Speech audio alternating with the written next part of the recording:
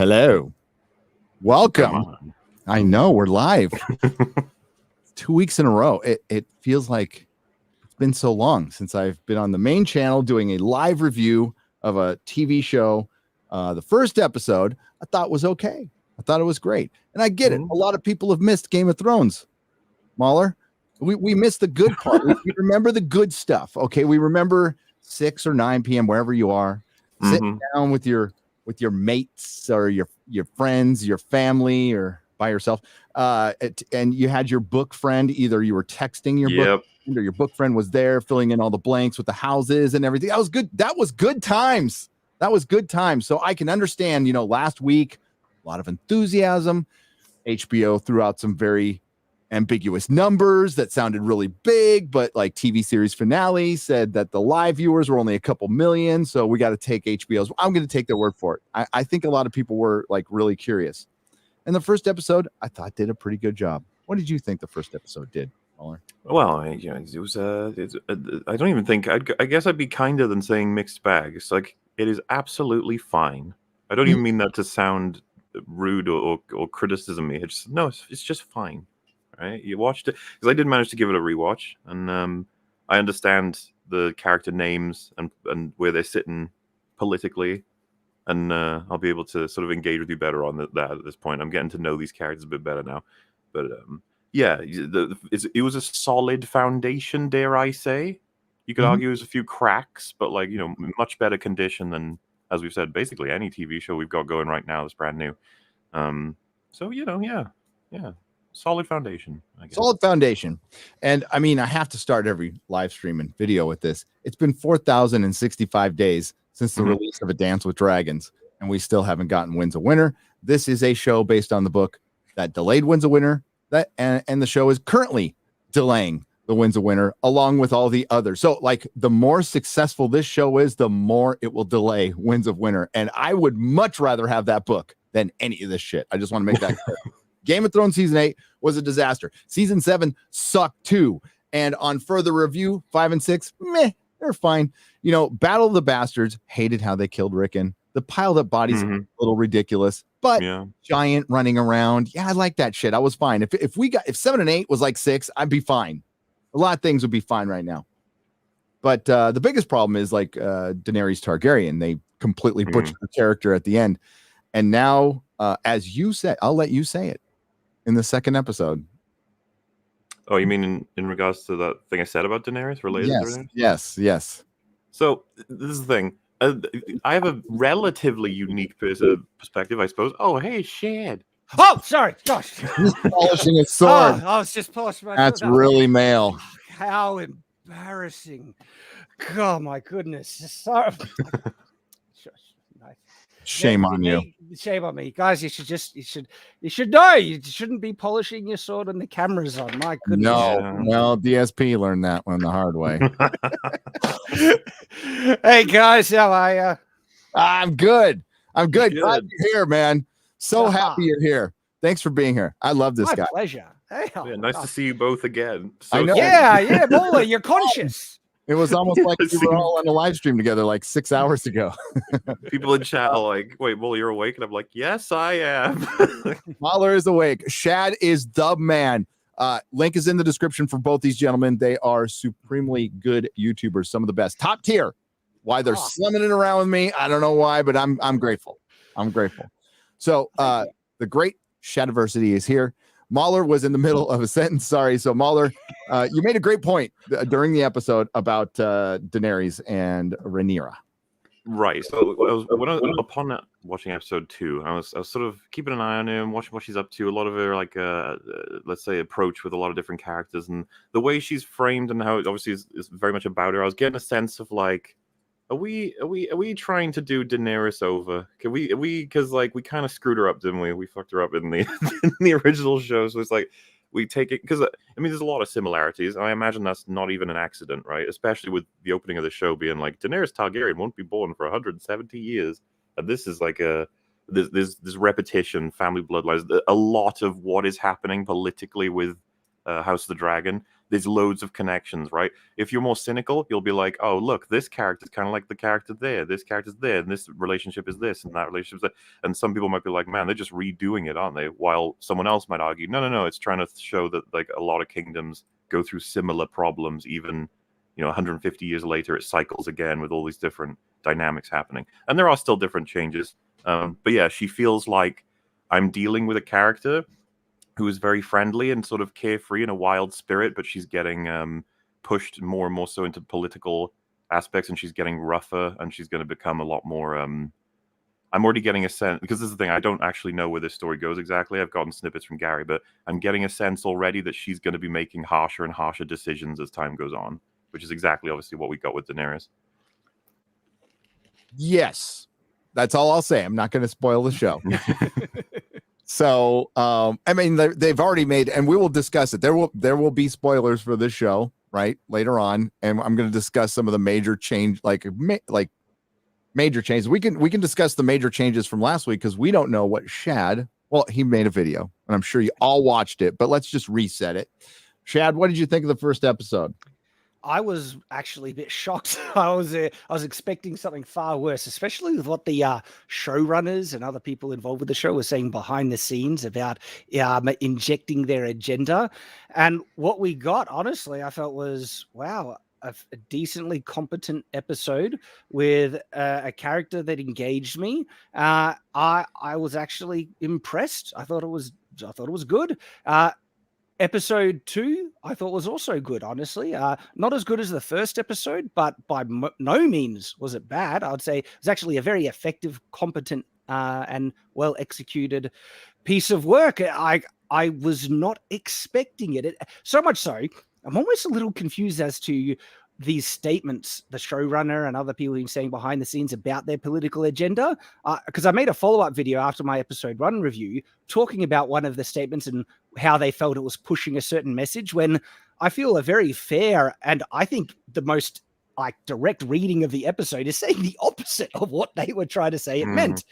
And I was just like, either they're incompetent, they don't know how to inject their thing is, or someone else is at the reins of it, like subverting their agenda, or maybe it was a marketing ploy to try and appease the crowd that demands they have their representation in it, and they're trying to spin it to appease that group when the show isn't saying that, and it's actually not been co-opted yet. I'll say yet, because we don't know what the future will hold.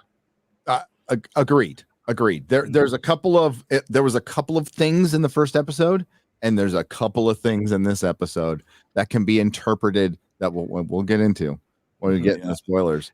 Well, see, because I think I know the things you're referring to, because I just finished filming my episode 2 review, and I was discussing there are 2 moments that can very well be interpreted as pushing a certain narrative, and I'm looking forward to discussing that with you, because I think you could also interpret it the exact opposite way, but that's not to discount it. It could be interpreted both ways as equally fair, but the thing is, that's almost like what you would want if you because if you're going to be pushing any possible message, you would want it to be done fairly and also open to interpretation. Because then it's not ham-fisted and just smacked in your face like we've seen so often. It will be perfect when it fits a woman, all that crap where it's so overt you can't help but gag. Where this, if it is done, it's done with enough subtlety that you could argue that it's not even there by another reading of the scene. Yes, and they changed a couple things from the books. Not going to say what they are yet, chat. Don't worry. But the books are, as I said in my review, that I know everybody watched. Thank you very much. It's okay. It was. I'm just happy it came out before the episode 2. Eric did a great job. But I said it's an unreliable narrator, a maester, interpreting 3 other unreliable narrators, and one is a maester, one is the sept. Well, he's from the sept. He's religious. From the 7. And then I'm blanking on the name right now. And then there's Mushroom. Mushroom's the court jester, the fool. and he gives all the dirty information. He's like, and all the best information, like that you'll find. And I don't know if they cast Mushroom, if he's going to be in it. They're going to avoid having another look because he's a midget. He's a little person. So yeah. What's the PC term for that now? I have no idea. I genuinely don't know. I'm tired of it. It's a dwarf was, but I don't know if that is dwarf midget. I don't mean it offensive. Okay, I don't. But I'm just going to use the words I'm going to use and not give a fuck. How's that sound? That sounds great. All right, good. We're all established here. So things can be interpreted. What Ryan Condell has done is said this is going to be definitive, and I want to give him credit. I haven't seen the post thing for this episode, but I watched it for my review.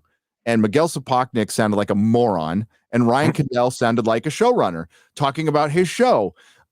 Even like talking about like right after Miguel Sapochnik says, "Oh, in the birthing bed, what things are done to women by men? What getting them pregnant? I mean, like that's a fuck yeah. I mean, that's the point." But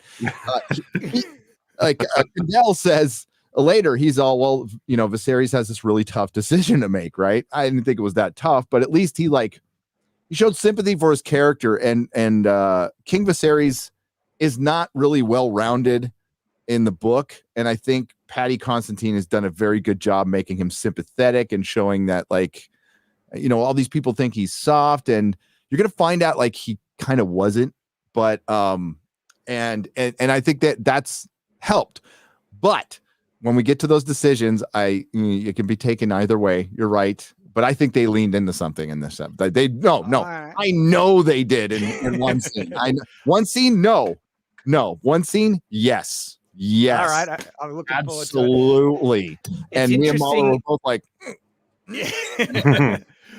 It's interesting you mentioned Sapochnik because he was the showrunner that said episode 2 had a message about women's rights to choose, which was the biggest bullcrap interpretation of the first episode. It's like, are you kidding me? And you're the showrunner. You're supposed to know the context of the episode. And he spits that crap and is like, this is not an equivalence in any measure.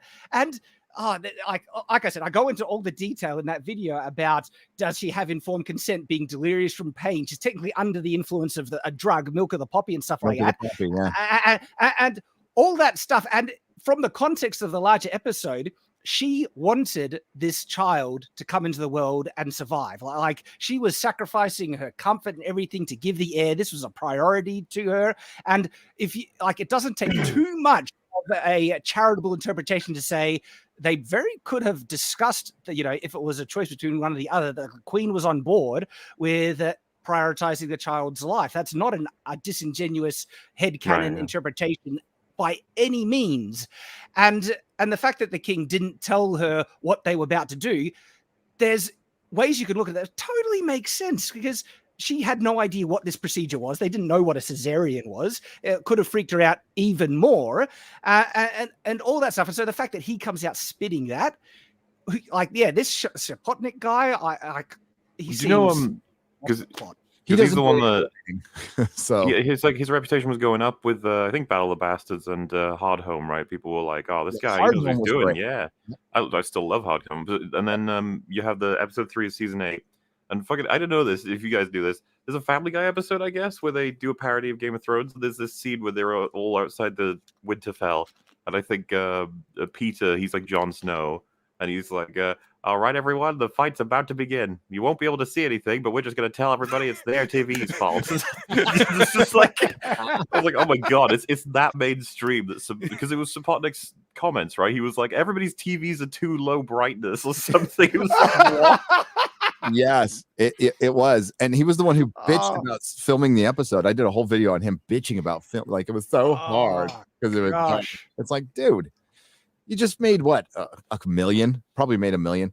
I don't know. Tell me in the chat. I mean, I know TVs are better, and I was watching it on a monitor. Usually, I watch it at my home theater, but I still think Game of Thrones is shot too fucking dark.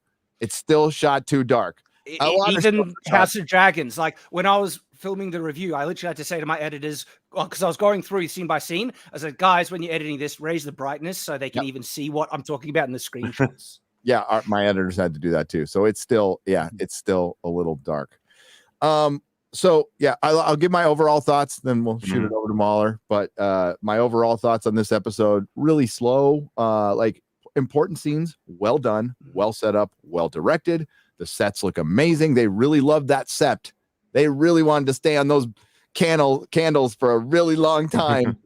long time. Look, It's like took them a while to set that up. Okay. Yeah. And I think, like last week, the episode rallied at the end, right? When Matt, I almost said Matt Damon, Matt Damon Targaryen,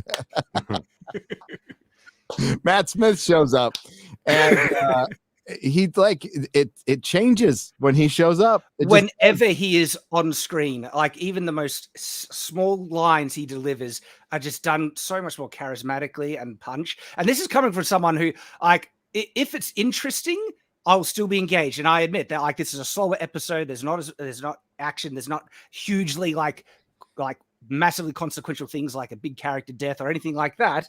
But because all the scenes were significant and important, I was actually quite engaged. That's just my own kind of interpretive thing. If it's interesting, I'll enjoy it. I can read, the historical papers on crap because it's interesting. But yeah, absolutely. Even with my own bias, when Matt Smith, whenever he was on screen, the show just jumped a level. Yep. But I think it's going to be a problem. And so, well, I'll shoot to you, MauLer, because we did discuss this. Like, this was moving too slow for a second episode. Not saying it's terrible or anything, but I just don't know how it's going to gauge people. They're going to have to do something, drastic. Sorry, go ahead. The kind of thing in retrospect, I think that maybe it won't be so bad. Once we get all the episodes, we'll look back and be like, episode 2, it's just a little bit so. Because the way I see it is almost like they're setting all the groundwork, and we got about 60 to 70% of it in episode 1, and this was the rest. But it was the same length of episode, so I was sort of just like, okay, I got that. Yeah, moving on. They're like, no, we're gonna hang on these shots for a while. And you're like, all right, if you want to. Like we can. It's pretty. Just a lot of walking, and I'm just I'm trying to figure. And it's like, look, this character's discussing the line of succession with this one. He's like, yeah, all right, I got it. That's what they want. And then it's like, and then we just stay in the scene again. And I'm like, man, that time code, we are ticking away. It's just I don't know, and I don't want to be too harsh in regards to that. It's like, we might want to settle in before we explode. That next time on House of Dragon looks like things are going to be getting a lot more tense. But I think that's one of the things I wanted to talk about, especially as someone who didn't really know this was coming. The time jumps. I don't think I've ever seen a TV show that time jumps from episode 1 to 2 and 2 to 3, and it's going to be more so 3 to 4. Like, we skipped half a year between episode 1 and 2, and we're going to be skipping what is that, like probably a year or even more between 2 and 3 now. That's quite a strange approach to storytelling. It's not unwise necessarily, but it's, I liked it a bit. As long as they contextualize, as long as they contextualize, the growth and time difference and stuff. Yeah, same. I'm not against it if they can execute it well enough. As for I was about to say Matt Damon now, thanks to you.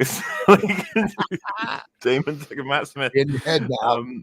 When he turns up, I'm the most engaged, and I think it's specifically because I'm not entirely sure what he's going to say or do, and yet he feels like a completely volatile element, and yet very consistent in terms of what he's after. So he's interesting. He's very interesting. I said on our last week's coverage, I like Otto Hightower because I think he reminds me of a certain character that's my favorite in Game of Thrones to a degree, but I wasn't. There's just a lot of thoughts I'm having about him. He's I don't know what I'm going to be getting exactly, and I'm very biased in favor of the actor. By the way, that's another reason why I'm keeping an eye on him. He's good. Well, because you brought up Otto, right?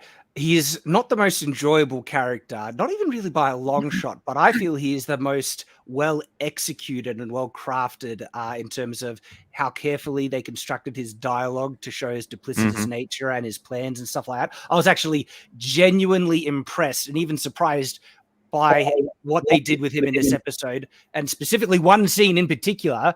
I was actually, wow, that's a very clever bit of dialogue that they did with him. Yes, I know what you're talking about. I was going to say, are we all thinking of the same one? We are kind of early on. No, we are. Yes, talking to the. He was talking to the king. Mm-hmm. Yes. Okay. Yeah, that was. Are we talking about it? Is it or we should probably wait just a little. Okay. All right, like we're gonna get into spoilers. We'll let you know, but I do want to show you this. I have to share this. Our good friend Razorfist pointed something out. I don't know what everyone's bitching about. The Elric of Melnibade, I never say it right, show is neat. Weird. They keep calling it House of the Dragon for some reason. Just to show you, I responded to him, and a bunch of people responded to him. Oh, I can't even find mine now. Hang on. There it is, right there. That's what Elric looks like. Well, Elric's armor is way better. Yeah. Well, it's a painting, so you can do that. But I mean, George has said that the Targaryens are based off of Elric, so they're inspired from Elric, and but just had to point it out. I just saw chat asking me what did I think of Otto's armor. I mentioned it in my review. I don't want to spend too much time here. Yeah, Otto's armor was just. Yeah, like you're the expert. I think it looks fine. I think the armor in Rings of Power looks dog shit. So I mean, there's so much crap with the armor. Like the armor in House of Dragons is actually phenomenal in terms of what we've seen. It's actually a big step up from Game of Thrones medieval designed armor and stuff. And look, I know people say it's fantasy, but the thing is, it's founded on medieval culture. It's a medieval fantasy. George loves this stuff. He got so much inspiration from history, and because they're trying to draw inspiration from the medieval period, of course we'll compare it and see how accurate and well done the execution is. Surely it's worth praising when they get it right. You know, you yeah, gotta exactly. Yeah. And like I said, overall, the armor's done really well in some period, with a couple of exceptions, like Damon's armor and Otto's armor are just like, what the heck? But everyone else's armor, I was like, wow, it's good. Yeah, the sets were good. Garrett pointed out, I mean, I don't know, I had to ask you this because Garrett, Quarter Black Garrett said that the jousting stadium looked like a vag. And he's like, did they do that to have it with it the probably birthing? did because of the intercutting with the pregnancy and stuff. Yeah. Right? Like birthing, I mean. Not necessarily historically inspired. It was just like a standard jousting arena in terms of the layout. Like, there's rows of pews, and there's a section in the middle higher up for the nobility and stuff, but then they threw it in stone with an interesting kind of architectural style that felt a little out of place, honestly. The only similarity in the architectural style I saw with the jousting arena was the carriage that the princess hops into at the beginning of episode 1, but then I saw no other kind of consistency or relevance to that style anywhere else. Was that shot, that straight shot on the real horses and the real carriage, and it just looks so real, and we're so used to seeing CGI horses walking on water, and I was like, whoa, that's a real fucking horse and a real carriage. Wow, cool. Dude, I'm not even kidding. The fact that they actually lit all of those very real candles, I was like, good for you, show. Hey, yeah, that candle lighter should get an Emmy right now. Yeah, because that shit looked windy, man. Can we make the very first thing to talk about, since I think it makes the most sense, the fact that they've chosen to use Game of Thrones intro music for their own intro? Yes. That made me I'm not sure about that. That feels weird to me. I don't know. So, Gary, you had a theory, right? Like maybe this is their idea of trying to bind it all into one big universe, in a sense. Oh, they said it. They've said right. it. Yeah, they've come out and said that they want to do an MCU shared universe. Yeah, so are we supposed to treat the Game of Thrones theme now as the Marvel opening theme with the little logo and the it's like, all right. Feels like I don't know. It feels like it should have given it its own identity. Surely this is a great opportunity to bring in a brand new theme that we can all appreciate, and it can further match tonally like what this show's going for, as opposed to Game of Thrones. But okay. Yeah, it's interesting because part of Game of Thrones is so beloved and then also so hated. And so do they want to separate themselves from it, or do they want to build off of the fan base? Dude, they're in a uniquely weird position of you liked Game of Thrones at its best, didn't you? And I'm like, yeah. And they're but you didn't like it at its worst. I'm like, no. I mean, Rami Dewaldi is brilliant. He's very good at what he does. Dude, I feel bad for him. He makes music for some of the worst shows. No, right? He makes some incredible music. Incredible music. Oh, freaking Westworld Season 1 soundtrack is top-notch soundtrack. Easy. Someone linked a song from Westworld season 3 that he's still writing the music for, and I was so impressed with it. I put it in one of my videos as a backing track. I was like, that's so fucking good. And yeah, poor guy. Oh, I could do a whole video on bad movies I have soundtracks to, and bad shows that are still good. Oh man, but yeah, I like the music. It's not standing out yet because we're just getting a lot of sitting down, small council scenes, moving the Game of Thrones. But yeah, on those opening credits, we were watching it on a small screen, so couldn't quite. So it's a bloodline. It's obviously some drainage system that's meant to represent a bloodline. Was it going through houses with those little turn things, houses? I couldn't tell. They represent each of the significant sort of areas or houses, or the blood is washing through all of them, like as if to imply the Targaryens they're gonna fuck everything up, and also die.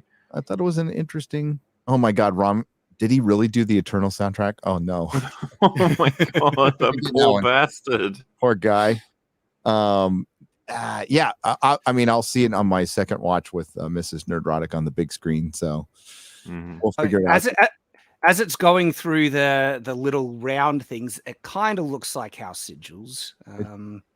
I have it here. I'm just double checking. It's hard to tell exactly. Look, the only thing I could appreciate in the opening was the symbology of the bloodlines and stuff. Yeah. I think it's fine. It's better than a map. Going with a map would have been a bad idea, I think. Yeah, too similar if they did that. Yeah. Especially keeping the music. I don't know. Yeah. I mean, like maybe a variation on just the Targaryen theme, Daenerys theme, which is very good, which is very, very good. God, that last track, if you guys have the Game of Thrones season 1 soundtrack like I do, the last track, Chef's Kiss. It's so good. Oh my God. When Daenerys stands up with her boobs, dragons on the shoulder. Remember when we were like, wow, this is going to be the greatest thing ever. And then it wasn't. Yeah, man, I remember those days, but it impressed everybody. It earned its place, and it's like, all right. Yep. Yeah. I mean, no matter what we say, no matter how good this show is, all roads lead to McQueen. Don't want it. Dude, I was saying to Gary, whenever you see Viserys walking around, and he's got that little knife with him. You're like, that fucking knife, man. Keep touching that knife, and I'm like, no, fuck that knife. It's the assassin's blade. That knife has an awful future. Just to let you know. You might think like, oh, you're talking about the Night King. I'm like, not just that, Littlefinger. He gets killed by that. Oh knife. God, that's what I knew. I'm like, we're in trouble. We're in trouble. I'll give one more season, but they just did my boy really bad. I hated that so much. I couldn't believe it. When he cries, I was like, oh, this is a trick. This is a trick. Oh no, he's actually crying and he's dead. Okay. Okay. Yeah. Oh God. So we're gonna get into spoiler territory now. Hi, Jane. Jane Theory's out there. Hey. She's gonna join me on future live streams. Keep an eye out for that. So yeah, we got the credit scene. It was fine. And then it gets, you could tell like I was more engaged. I'm not going to show my notes because my writing is quite frankly embarrassing. But like they're full for the first half of the show. And then like I have like 3 or 4 words because I'm like paying attention more because I'm like just more engaged in the show. So a King's Guardsman dies and they need to appoint another one. So this is going to bring in Sir Criston Cole, a big player in this show, like a big player. I won't even say what his nickname is because it's kind of a spoiler.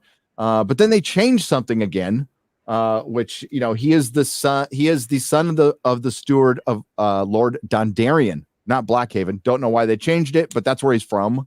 So maybe they wanted to change that. It's not a big deal, whatever. But it's like these little things they're changing from the story. Yeah. To set a little bit of groundwork, this will be just applicable to all the future episodes. And I imagine you guys are on the same sort of board as this. It's not necessarily, take for example, you have a character who's got, I don't know, lots of hair and you make them bald. It's like, okay. Maybe it's because of the actor or whatever. It's like, all right, it's not. But if you take a character who, let's say, had a history where they had some traumatic event and it's going to inform a big payoff later on, and you remove that traumatic event from your adaptation, it's like, well, wait, now you're not doing that big payoff later, and then they sort of move toward it, and you're like, no, you haven't set it up properly. Now you fucked it. Because I've tried to explain this to a couple people I've debated with on EFAB. It's like, it's not necessarily that being 100% faithful is exactly what you have to do. It's that if you skip random different pieces or move pieces around, your story is going to have to conform now to the new environment you've created. And this is one of the things that was mentioned with the scene with Otto and Damon. They made a change, a big one. Yeah, and it's just going to reflect. It's going to have ripple effects. That's all. And she's like, you better be accounting for them as you go forward.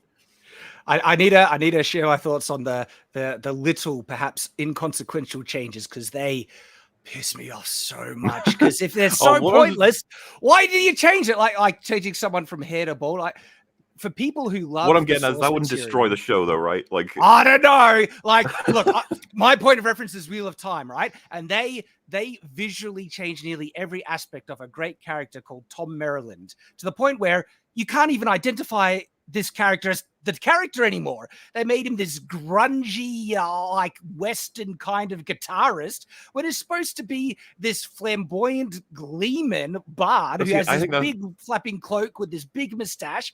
Yeah, that sounds like significant changes, though. Yeah, but people might say it's not going to affect story or anything like that.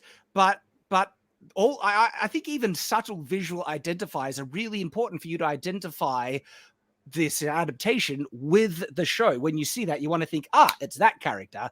And when they change it for no reason at all, that just strikes me as arrogance and hubris and disrespect. I freaking can't stand it. I'm on board with you to a degree, because, like, you know, if Tywin was just wearing a big clown afro throughout the whole of Game of Thrones, we would all be like, this is fucking with it. You wouldn't wear, like, that's out of. And if someone said, no, the story's all the same, it's fine, don't worry about it. He's got a little clown nose as well. Just like, clown afro. Story at all.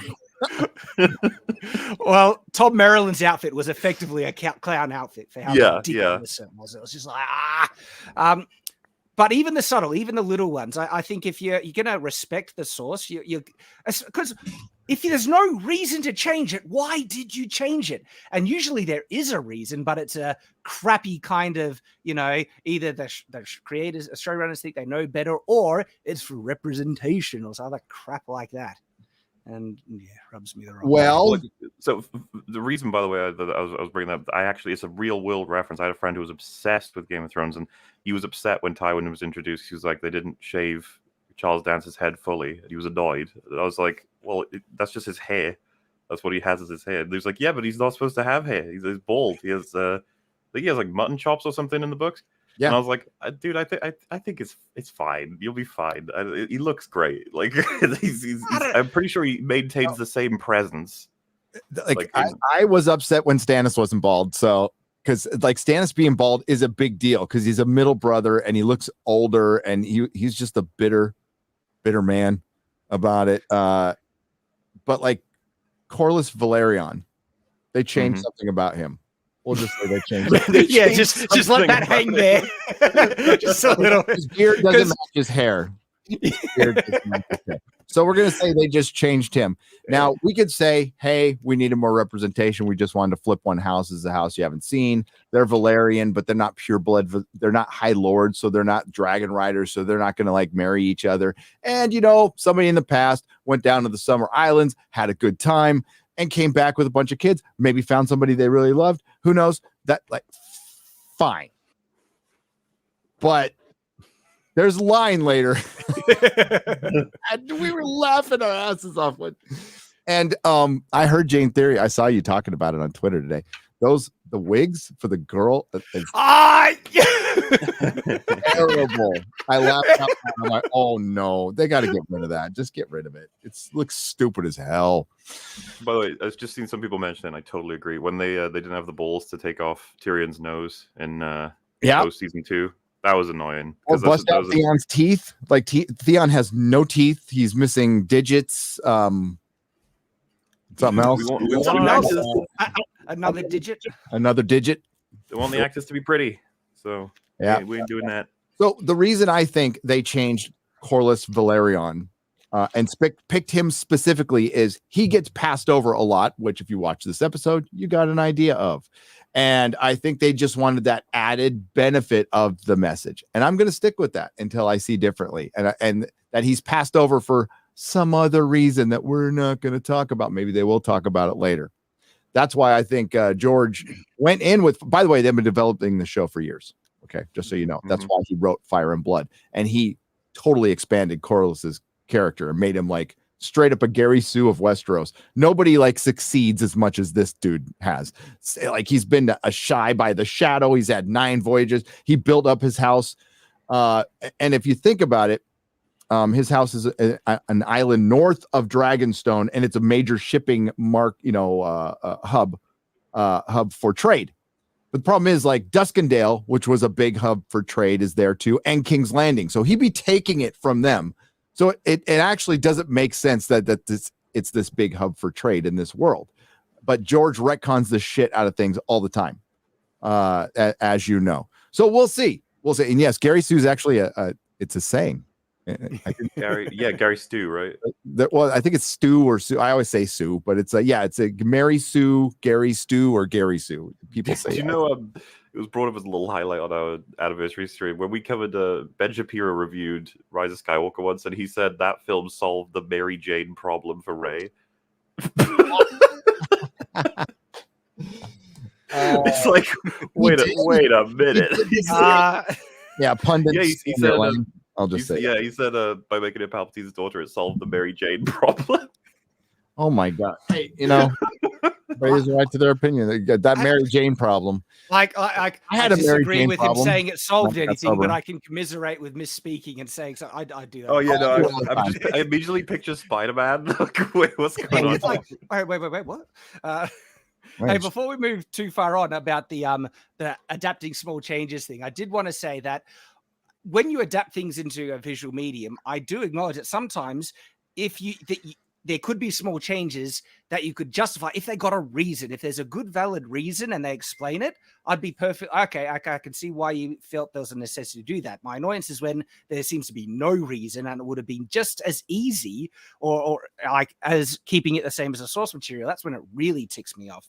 Interestingly enough, I think one of the better examples of this is Kingpin in the first Daredevil show. Yep. Like I was hearing the director say why they chose Michael Clark Duncan to play Kingpin, and it's because he embodied the physicality and size of the Kingpin better than any other actor, so much so that they felt it was justified to go with this actor, even though he had a different color skin.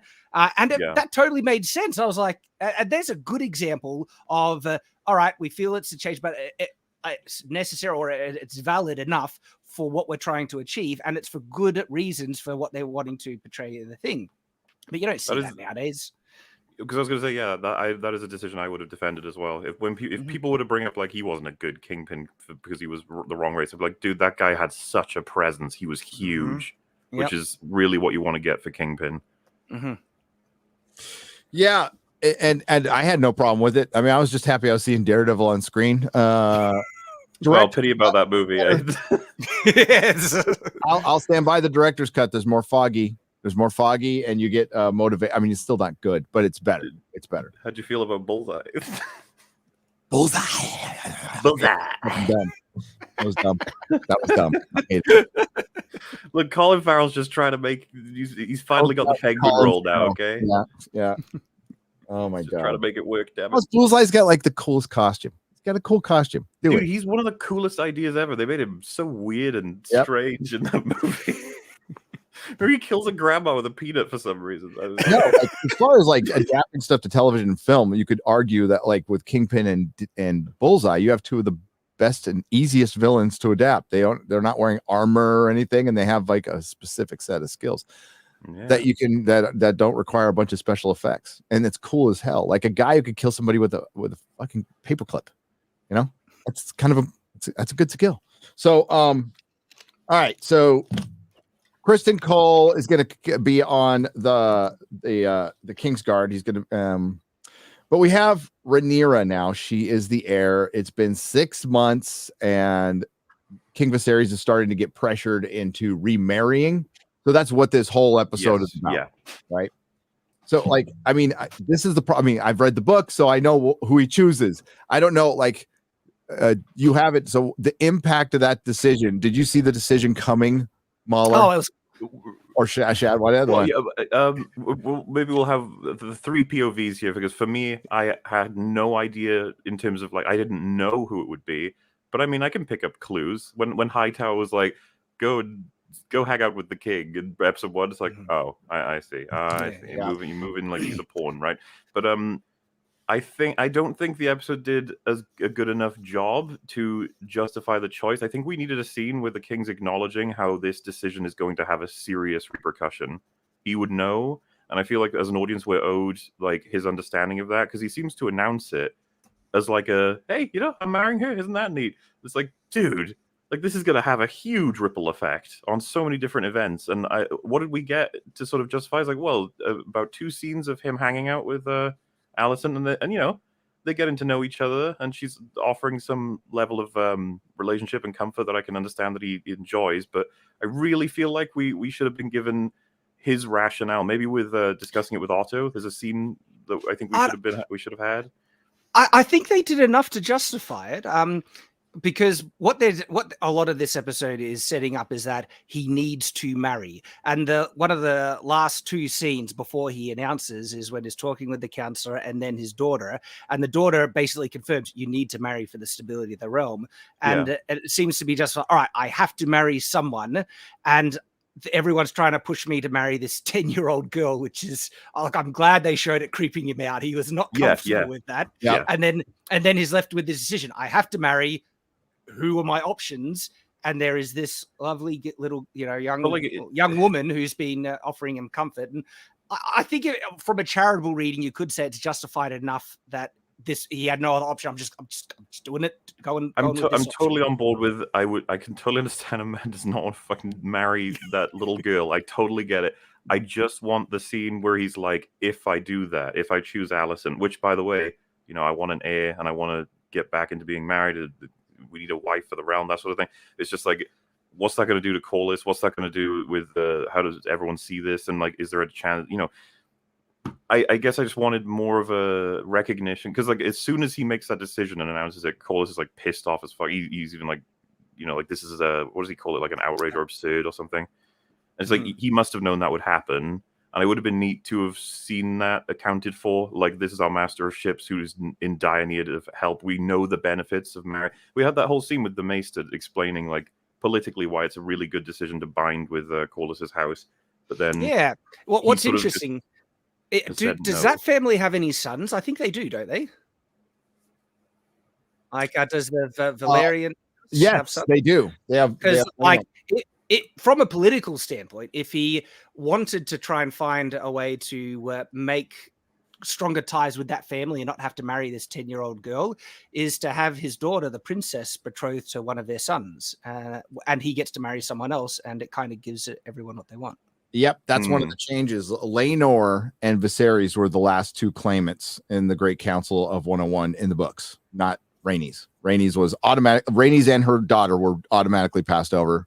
Although Rhaenys had the best claim. Got to keep, and that's the thing I thought was missing from the first episode, is they make it abundantly clear in the book that she had the best claim by far. And I just don't. They talked about it, but I don't think it was enough.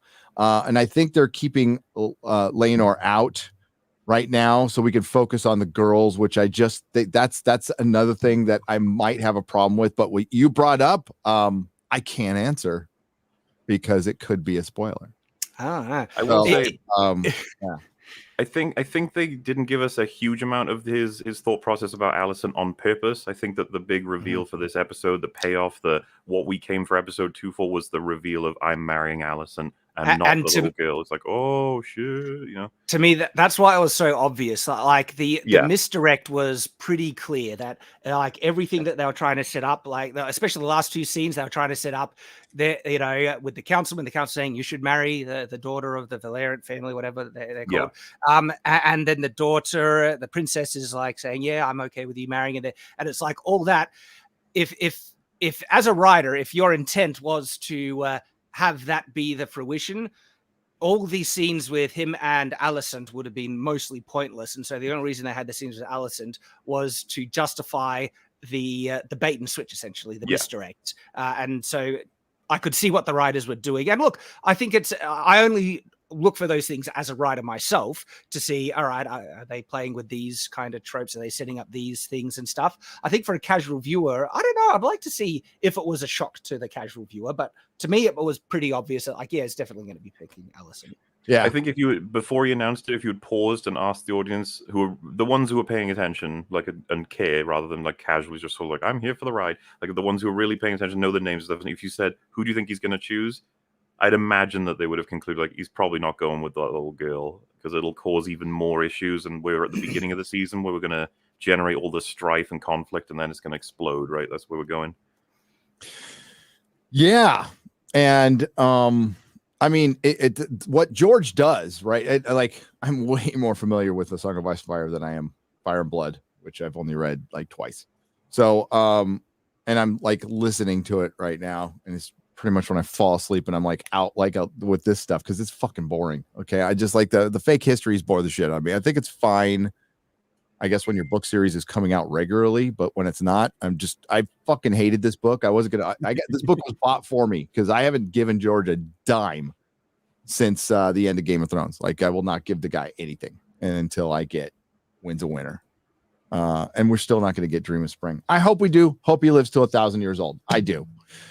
And I'm glad he got past COVID. So, like, what George likes to do in his books is, best laid plans of men and women get, he sets stuff up and subverts it, and it goes in a different direction, but he does it in a really interesting way, like in a way that most writers cannot.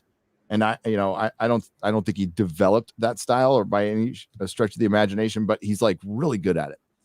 So you think, well, because the thing that they set up kind of happens, but then it's always like something goes sideways, and I'm fine with that. So there's going to be a lot of going sideways. That's what this show is going to be about. This is going to be all the palace intrigue that a lot of people liked, but it's still missing this huge thing. And I'm not the only one who's brought this up. It's still missing that other threat, right? The White Walkers, they're like this supernatural fantasy-based thing is coming down to wipe out all of the political. Dare I say it feels like DLC, if that translates well enough. It's like we're getting the mini version of the story. This is gonna be a quick one and done mini version of Game of Thrones, and hopefully it doesn't end badly. I mean, I think there's an effort by the people. Remember, most of the people involved from Game of Thrones are gone. There's no Dan and Dave. People running HBO Max are gone. The people running Warner Brothers are gone. It's Zaslav's world. So I think there is some kind of an effort to bring the fans back. But you're not going to get everybody back. You're just not, because the palace intrigue only goes so far. Yes, you have dragons. And I love dragons. Who doesn't like dragons flying around and breathing fire? And they look pretty good.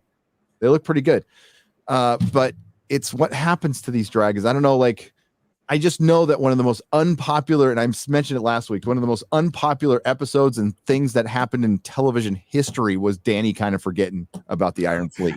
That I can't believe it. Hey, any aspiring video makers out there, go and look at interviews and behind. You never know what you'll find. It's like gold mines out there.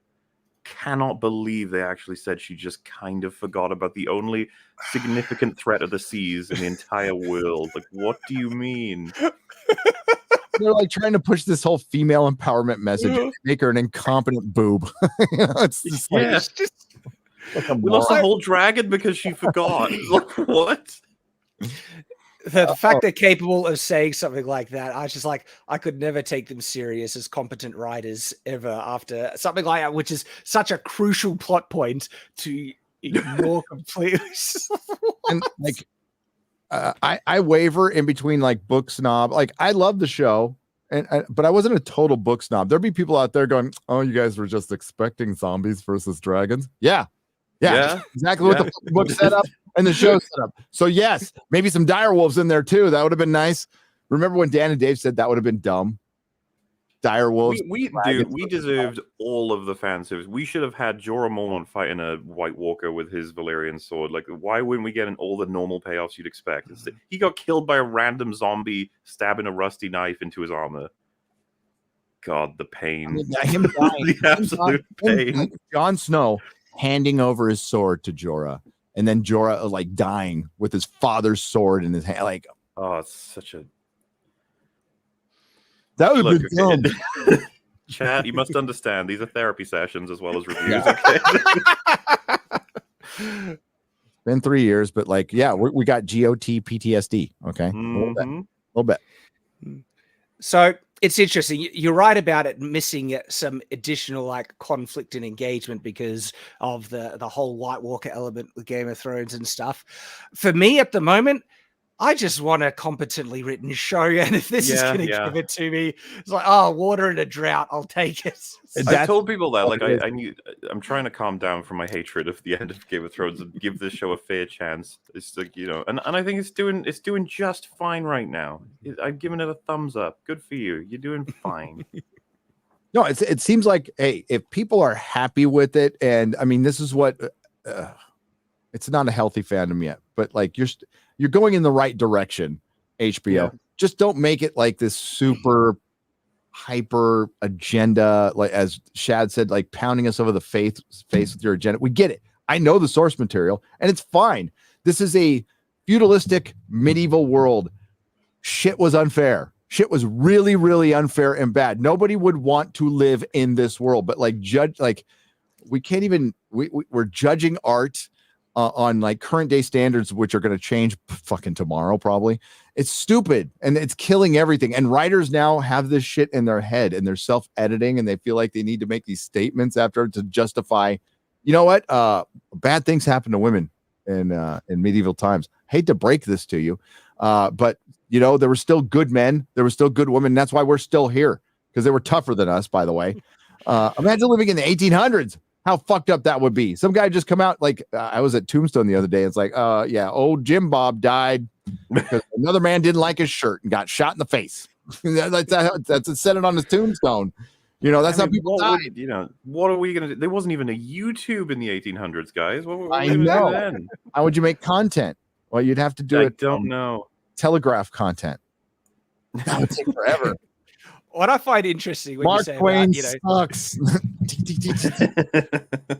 When people try and judge their standards of a very feudal medieval kind of setting according to modern standards, I find it hilarious because if you actually look at the world in context, a lot of what they're doing is justified for the context of the times. Like, for instance, the standard that they prefer men being leaders and the kings than women, and people saying, it's so sexist and all that stuff, when the show itself sets up something that is pretty significant in terms of what would weigh into that judgment. And they're pretty blatant about the fact that it was very dangerous for women to have children. Like, there was a high chance of child mortality. It's like, okay, so if you had the choice between a male or a female ruler, and the female ruler is going to have babies, that means they try and say, the showrunners say it's 50-50 chance of death, which is not. It was more like 1 in 10, I've heard, chance of death, which is still, you know, not a good outcome, right?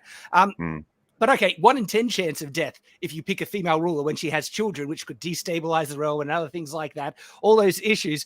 I was like, all right, there's one, you know, notch against picking women over men in just a rulership. Then you have just other natural kind of things to consider about, all right, having the king be present on a battlefield or even to lead men in a battlefield can be a huge morale booster and stuff like that, can help in wars and everything. Men are usually a bit better on the battlefield and stuff like that. And there's all these other things that you can go into where in the context of the time, you can see why there would have been a preference to having a man be a king over a queen if they had the choice. And this is the other thing, right? Medieval times, they did pick female queens when, you know, it naturally fell to them as well. But if you understand the context, the show itself sets up a world in which it justifies what's going on. It's actually not sexist according to the clear what's happening, the circumstances, to the point where even the women of this world probably would have that preference of, yeah, you know, we might want the king be the primary ruler just because reality and common sense. Well, yeah. And you know, not everybody wanted to be king or queen. It's as they said in this, especially Westeros. Westeros is a horrible place. It's a dangerous, horrible place. Yeah. Just on that note about it being horrible, right? Everyone's been talking about the Queen's death, and yes, that was the more prominent one on the thing. That's what they're giving attention to. But technically, saw more men die in that episode than women. Yeah, like it was horrible for both men and women. Just because also look at the context. Why are these men going into a tournament where death is a very likely outcome? Because for a lot of them, it's the only way that they're going to get ahead in life, get prestige, get seen by a noble lady and things like that. It wasn't a perfect setup for them either, where a lot of them had led to their horrible death as well because of the world setting. And so and people say I was guessing those gold cloaks didn't send everybody to a trial of their peers. Yes. And so the showrunners try and say, well, House of Dragons is specifically structured to show the sexism against women. It's like, have you seen your show? You've actually shown that it's horrible for both men and women. Pretty horrible. Yeah. Sometimes I wonder if they're just we all know it's horrible for men. We're just trying to point out the other stuff. Just because the amount they show men suffering in the show, but you do wonder it's a bit weird to focus on. Didn't we start this episode with a man being eaten by a crab alive? Yeah, there's a lot of that. To a stick, and we're trying to make this Triarch pirate all bad, and he is, but then we've seen a Night King who doesn't exist in the books. We've seen other things. We've seen Ramsay Bolton, Joffrey, I will say, as someone who's out of the loop on exactly where this story is going, this whole crab guy makes me feel like they've built him up, in the background. And they're going to give us a big old battle payoff in the third episode, specifically because they're do you remember how Game of Thrones season 1, the first battle that Tywin has with a portion of Rob's army is not shown to us, and everybody is episode 8 or something. Everybody, I forget what the battle was called. I'm blanking on it too, but it's. But if you remember, Tyrion gets knocked out and he just wakes up and the battle's over. It's and we all know they did that because they just didn't have the budget and the time to show that fight. And it's okay, now you look back and it's the show gradually, as it got more popular and more funding, it was selling you on how the new season's going to have a whole episode that's a big battle. And it was oh, wow. Meanwhile, it's wait, why did you like the show again? It's yeah, we skipped some battles just to have character. So, just remember that. What I'm bringing this up for is, of course, that House of the Dragon is promising us a big old battle in episode 3. It's please stay with us, okay? We're going to, I'm just I hope it ends up being interesting and well developed, as opposed to just, look, a big battle. You like battles, you like dragons. It's just yeah, all right. We'll get to that. The first part of the episode is setting up Rhaenyra as the heir, that she's able to make decisions. She picks Kristen Cole for the Kingsguard, which is a huge decision, which I hope they go back to and show that, because there's a strong connection between them. Alicent Hightower and her being buddies and spending a lot of time in the Sept. And I understand you needed to set up their friendship for this episode specifically. But it still it went on a little bit too long. And it was pretty much when I'm trying to think. Oh yeah, Corlys Velaryon approaches Viserys and offers hey, marry my little 7, 8, 9, 10-year-old daughter. And he thinks about it, and it's a good idea. And then mathematically, it was I actually appreciated how well they set up and made it clear. Mathematically and politically, this is a really good choice. And then it made the conflict even more engrossing for me.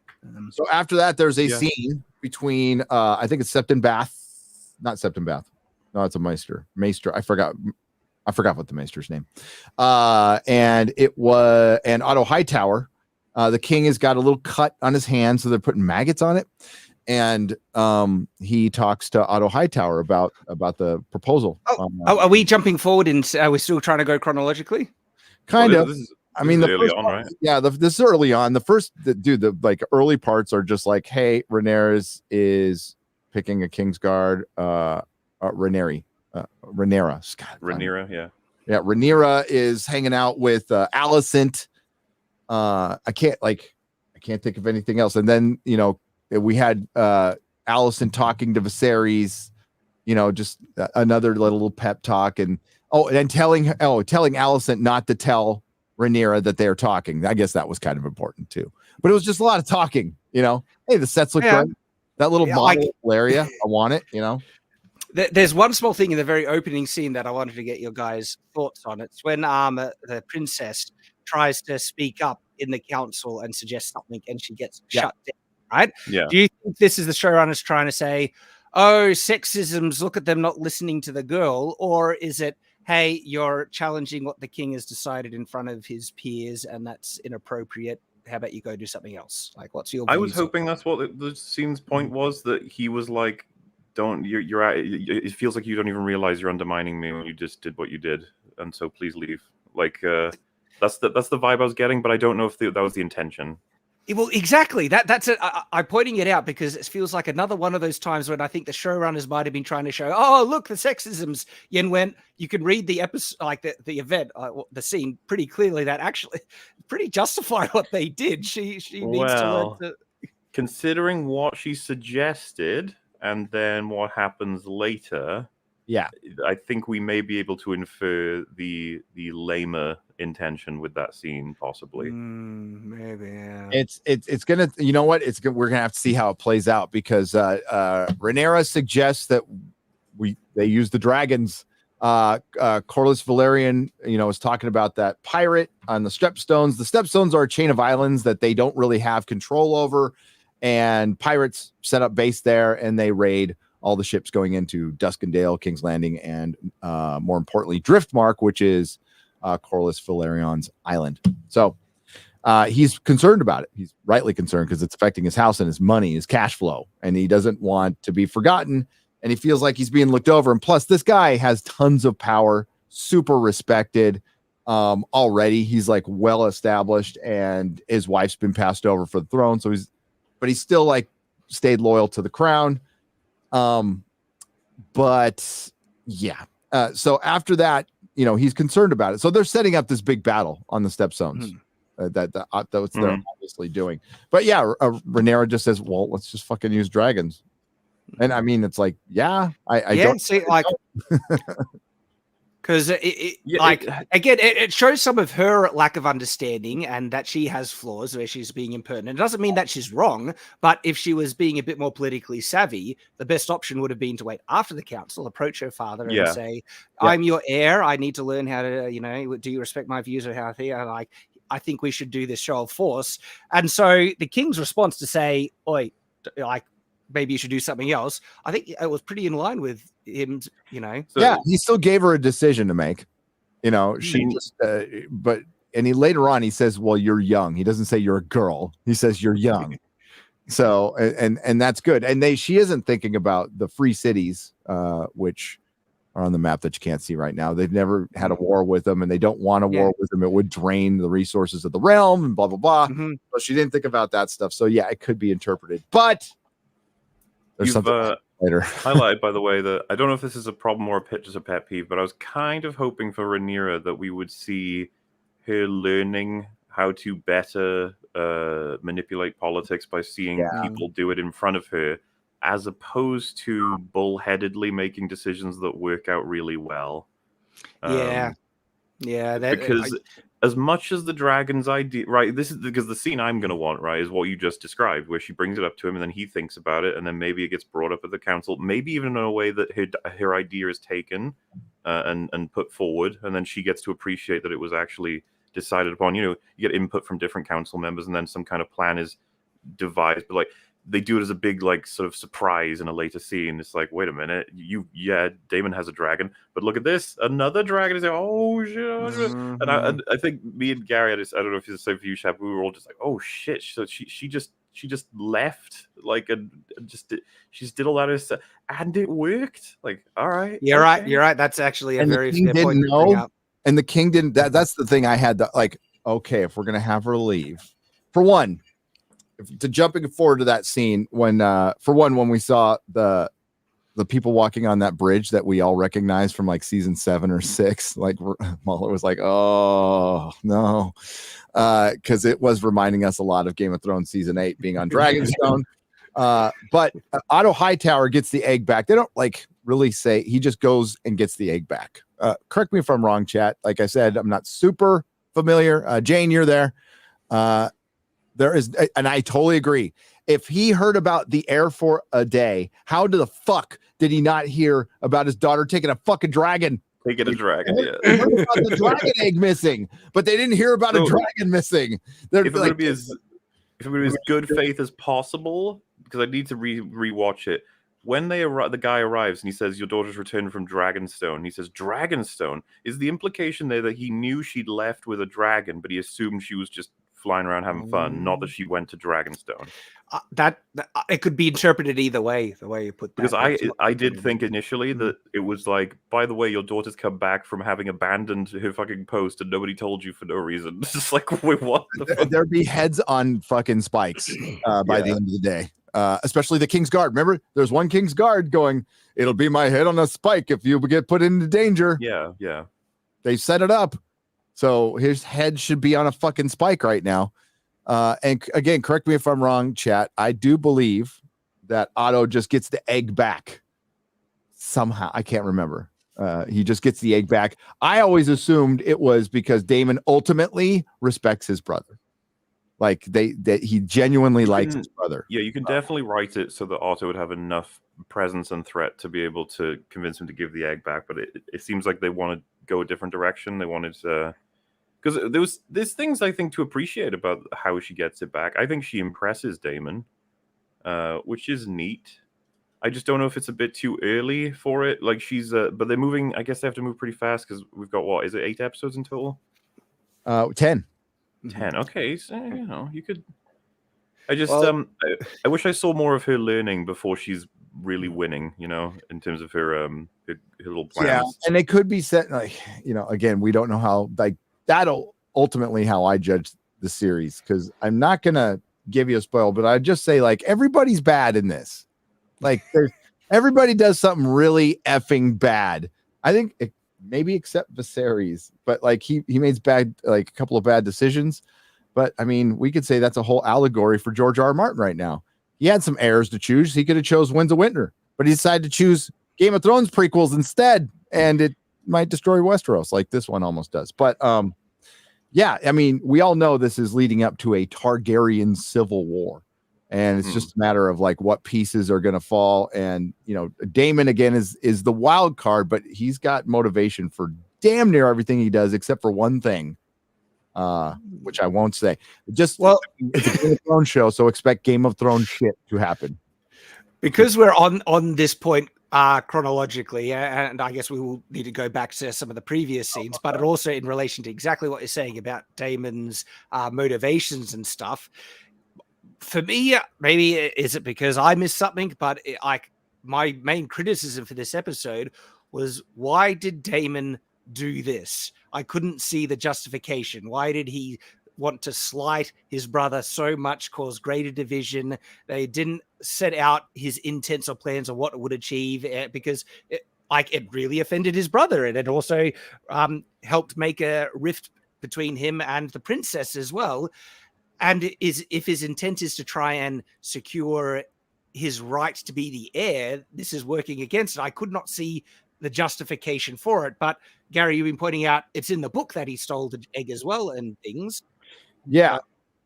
So Matt Smith's interpretation is, I think, somewhat mine is like Damon's a brother looking for attention. He's also better at Viserys at lists. He got his spurs. He got everything. He's physically more dominating. He's like the good athlete in the family. All right. He's just a better warrior. He's got and he doesn't really respect what he perceives as the soft Viserys, who's way more calculating and also understands the responsibility of leadership. And that's something Georgia better give me my book, says Jane. Yeah, me too. I agree. That's the way I would. That's the way they're interpreting it for the series. So he just wants Viserys' love and attention, essentially, and he's just fighting back. It's a way of a petulant little brother fighting back against it. I'm not gonna lie, when they announced like he'd taken Dragonstone and like it was made clear that's not his, I was like, oh, is that like a declaration of war then? And it's like, not quite, apparently. And I was like, okay, all right. I would have thought that would be pretty big deal, like just taking Dragonstone for yourself. Yeah, I guess for a character that seems to be set up to be, he is clever, he's smart and calculating. I didn't see the logic or the plan behind this move very much. It just felt like, what's the point then? And now look, you could try, if I'm trying to steel man the position, he made it. Did that letter go out to everyone or just the king? Because he's declaring that his future son, who is giving the egg to, is going to be the true heir. And is it basically like, a big, like, cock swinging thing? So look, I am the heir. I don't care what you said, and this is the true. My son will be the heir as well. Which is reminiscent of the situation with Stannis and Renly and everything in Game of Thrones once Robert is dying, right? Like it's like a I am the true heir, don't care what you say sort of shit.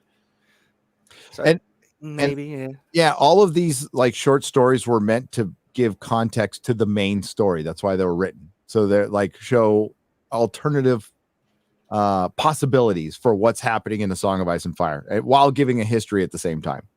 So that's kind of the problem they're having with the prequel, because we have a Tywin-like character. We have an Oberyn / Jaime-like character. We have a Daenerys-like character. You'll see he likes to repeat character personalities and themes. He does a lot. I mean, a lot. There's like 6 Aryas running around Westeros right now. Rise and Fire. So that like he really likes the tomboy girl. I mean, like there's going to be one in this show too. No, there's going to be 2, maybe 3, but you'll see. And I kind of thought that's how they would portray Rhaenyra at the beginning, but they're not. They're not. So, then Gary, where's my dunk? I don't know. I got the Hedge Knight graphic novel. Love that. Love Dunk's character. I would that's another series I would have loved to see, like after we get Winds of Winter and Dream of Spring. And I'd love to see Dunk and Egg. Don't worry, guys. Game of Thrones cinematic universe, they'll get all the TV shows out and we'll get everything, and then eventually you'll be like, I wish I didn't want this. This was a mistake. If they do it well, I'd be on board. Of course. So I thought this was going to be Otto Hightowers. We were talking about this. Like Otto going to Dragonstone was like, that's a ballsy move. The king wanted to go himself, and Otto's like, no. And you're seeing Otto do like the first almost selfless thing he's done in the show. Yeah, and assertive and more putting himself on the line a bit more, less sneaky. It's nice to see that aspect. I thought it was duplicitous and self-serving. Because by him going, he knows Damon isn't going to respect him at all. And if there was any chance for a possible peaceful resolution, Otto would be the last person you'd want to send. And I felt he was choosing to go to further the divide, to further estrange Damon. And he was going to die.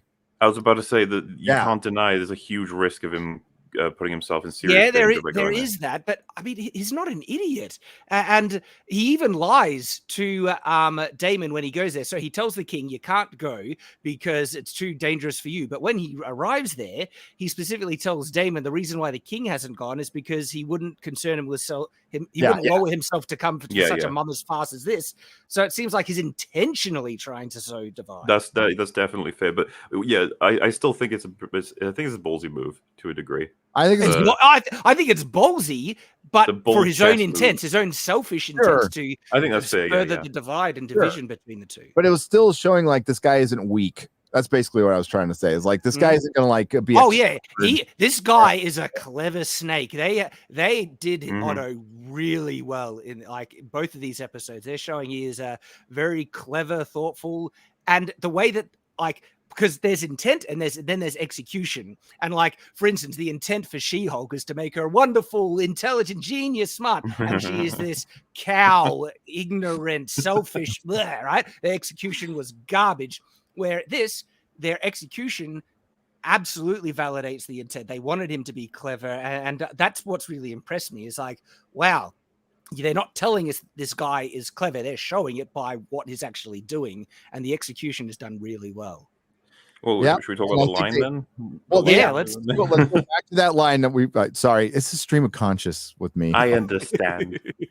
I understand. Lots of drugs in the 80s.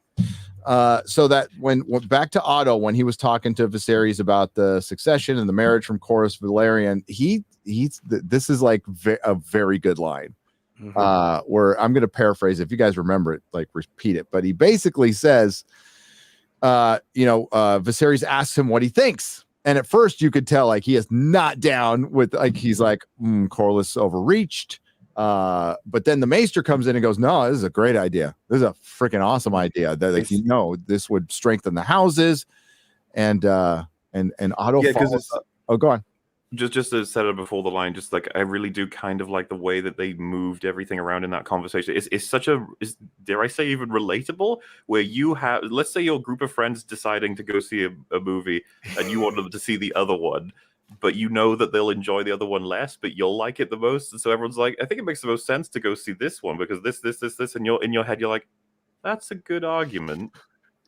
But see, I think there's another layer. I think there's another layer that they put into it, executed well. It's also, he is the hand of the king. Is supposed to give the king the best advice possible. And so if he doesn't give what is clearly the most mathematical, logical, and best decision for him, it would undermine his authority. Undermine his position, yeah. But that would also undermine what he wants. And so he has to try and give an answer that will not undermine his position as the hand of the king, but also push the king towards the ends that he actually wants to achieve. Yeah. And what he ends up doing, they pull it off. They and again, props to the actor. Every little shot they have of him, like when he's just even watching the Maester give the sort of the reasoning, you can tell he's just like, fuck. He's giving away all of the like good advice, like and it's like, I know I can't disagree with it because this is but then I don't want him to, and so then he resorts to very clever emotional manipulation. No, and remember, he was the one who suggested Rhaenyra. Mm-hmm. It was Otto. So Otto is there, and he goes like, he just gets human with them. He's all, that sounds like a great plan, but as somebody who has lost his wife, I don't envy your position. And it's just like, boom. He really, I really respect the way that it was delivered on the right, because he really convinced you it's just this random thought he had himself to himself. It has nothing to do with anything else. He was like, oh man, I loved my wife, and when she passed, the idea of like, oh, you just got to replace her when I loved her so much, that's just like what a tough decision you have to make. Just leaving that on the table, it's like, nice. Yeah, there's layers of cleverness, because he wants the king to not want to marry this, little girl. And so by saying that, well, what a horrible situation to be forced to do that, is not undermining that it's a logical choice, but he is planting the thing that it's not what you want to do, is it? Like, it'll be horrible to have to do that. And then by bringing up the subject of his lost wife, by referencing his own lost wife, is causing the king to feel sorrowful. And the one person that's been his comfort in that sorrow is the daughter, which directly would make the king think of the daughter, which is the area in which Otto wants to push him up his hot little daughter. Terrible father. Oh, but it's got layers of cleverness. So much layers, and it happened all the fucking time. And this was the kind of shit that really got me into Game of Thrones. I was really enjoying the subtext of a lot of what people were saying in different scenes. And when you have someone like Ned thrown into a bunch of people who are scheming, this guy who's just completely straight-laced and just honest about everything he's saying and literal, basically, it's always bouncing off everything. And then, but yeah, having someone like Otto, I was hoping I'd like him, and I'm enjoying the character. I'm not going to say he's like a good man. No. So back to Dragonstone, Otto loses his big moment when he's asking for the dragon egg back that Damon stole. He's got a bunch of gold cloaks, and he's basically taken over Dragonstone. And the orders were, I do believe, get the egg back, get Damon back, send the out of Dragonstone whore away, and disband the gold cloaks. Well, they're about to come to swords, right? Damon's provoking Otto. Otto's provoking Damon. Damon pulls his sword. Everybody pulls their swords, and then the fucking dragon shows up, and it was badass. That was a cool scene. I'm just like, yes, okay, cool. But then, I forgot the name of the dragon. They talked about there's a big old dragon that is taken off that's going to come in later. Okay, just to let you know. Oh, And I thought that's what this dragon was, but it was Rhaenyra Targaryen on her dragon, and she left without permission, and she's the one who gets the egg back. And yeah, this is them pushing it. Like it. I really like. I want to see it. I'm happy to see her get some victories, even politically. But I just felt like this is a bit too early. This is a major one. Yeah. So interestingly for me, right, what I liked about this scene is what it said about Damon, because I like that they're not making Damon this cookie cutter villain who has no loyalty or anything like that. Yeah. Like there are a couple of lines in this scene that actually I felt made the scene work for me. For instance, when she says the dragon's keep is supposed to be mine, he says it will be yours when you're of age, which is a direct admission from him that is not challenging her. And then he doesn't intend to kill her. Exactly.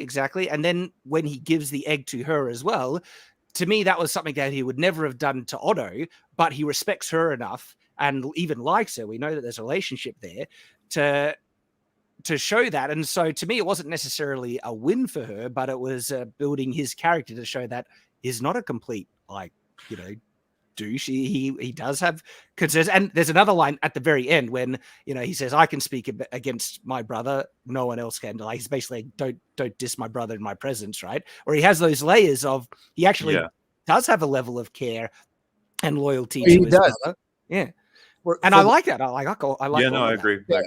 I would have, maybe it's just me, I would have liked to have seen him show the respect for his brother, and it would also show that his brother is like the last line of everybody. He says, I'm your only ally in court. Well, Viserys is also the realm's last line of defense from Damon.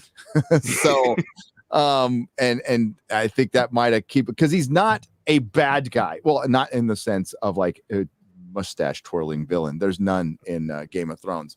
He's not the bad guy. And he clearly loved his family. I caught that in the first episode when he was telling Rhaenyra, like, hey, go to your uncle right now. He needs you. And he got her a necklace. He clearly likes her in a very Targaryen way. Yes.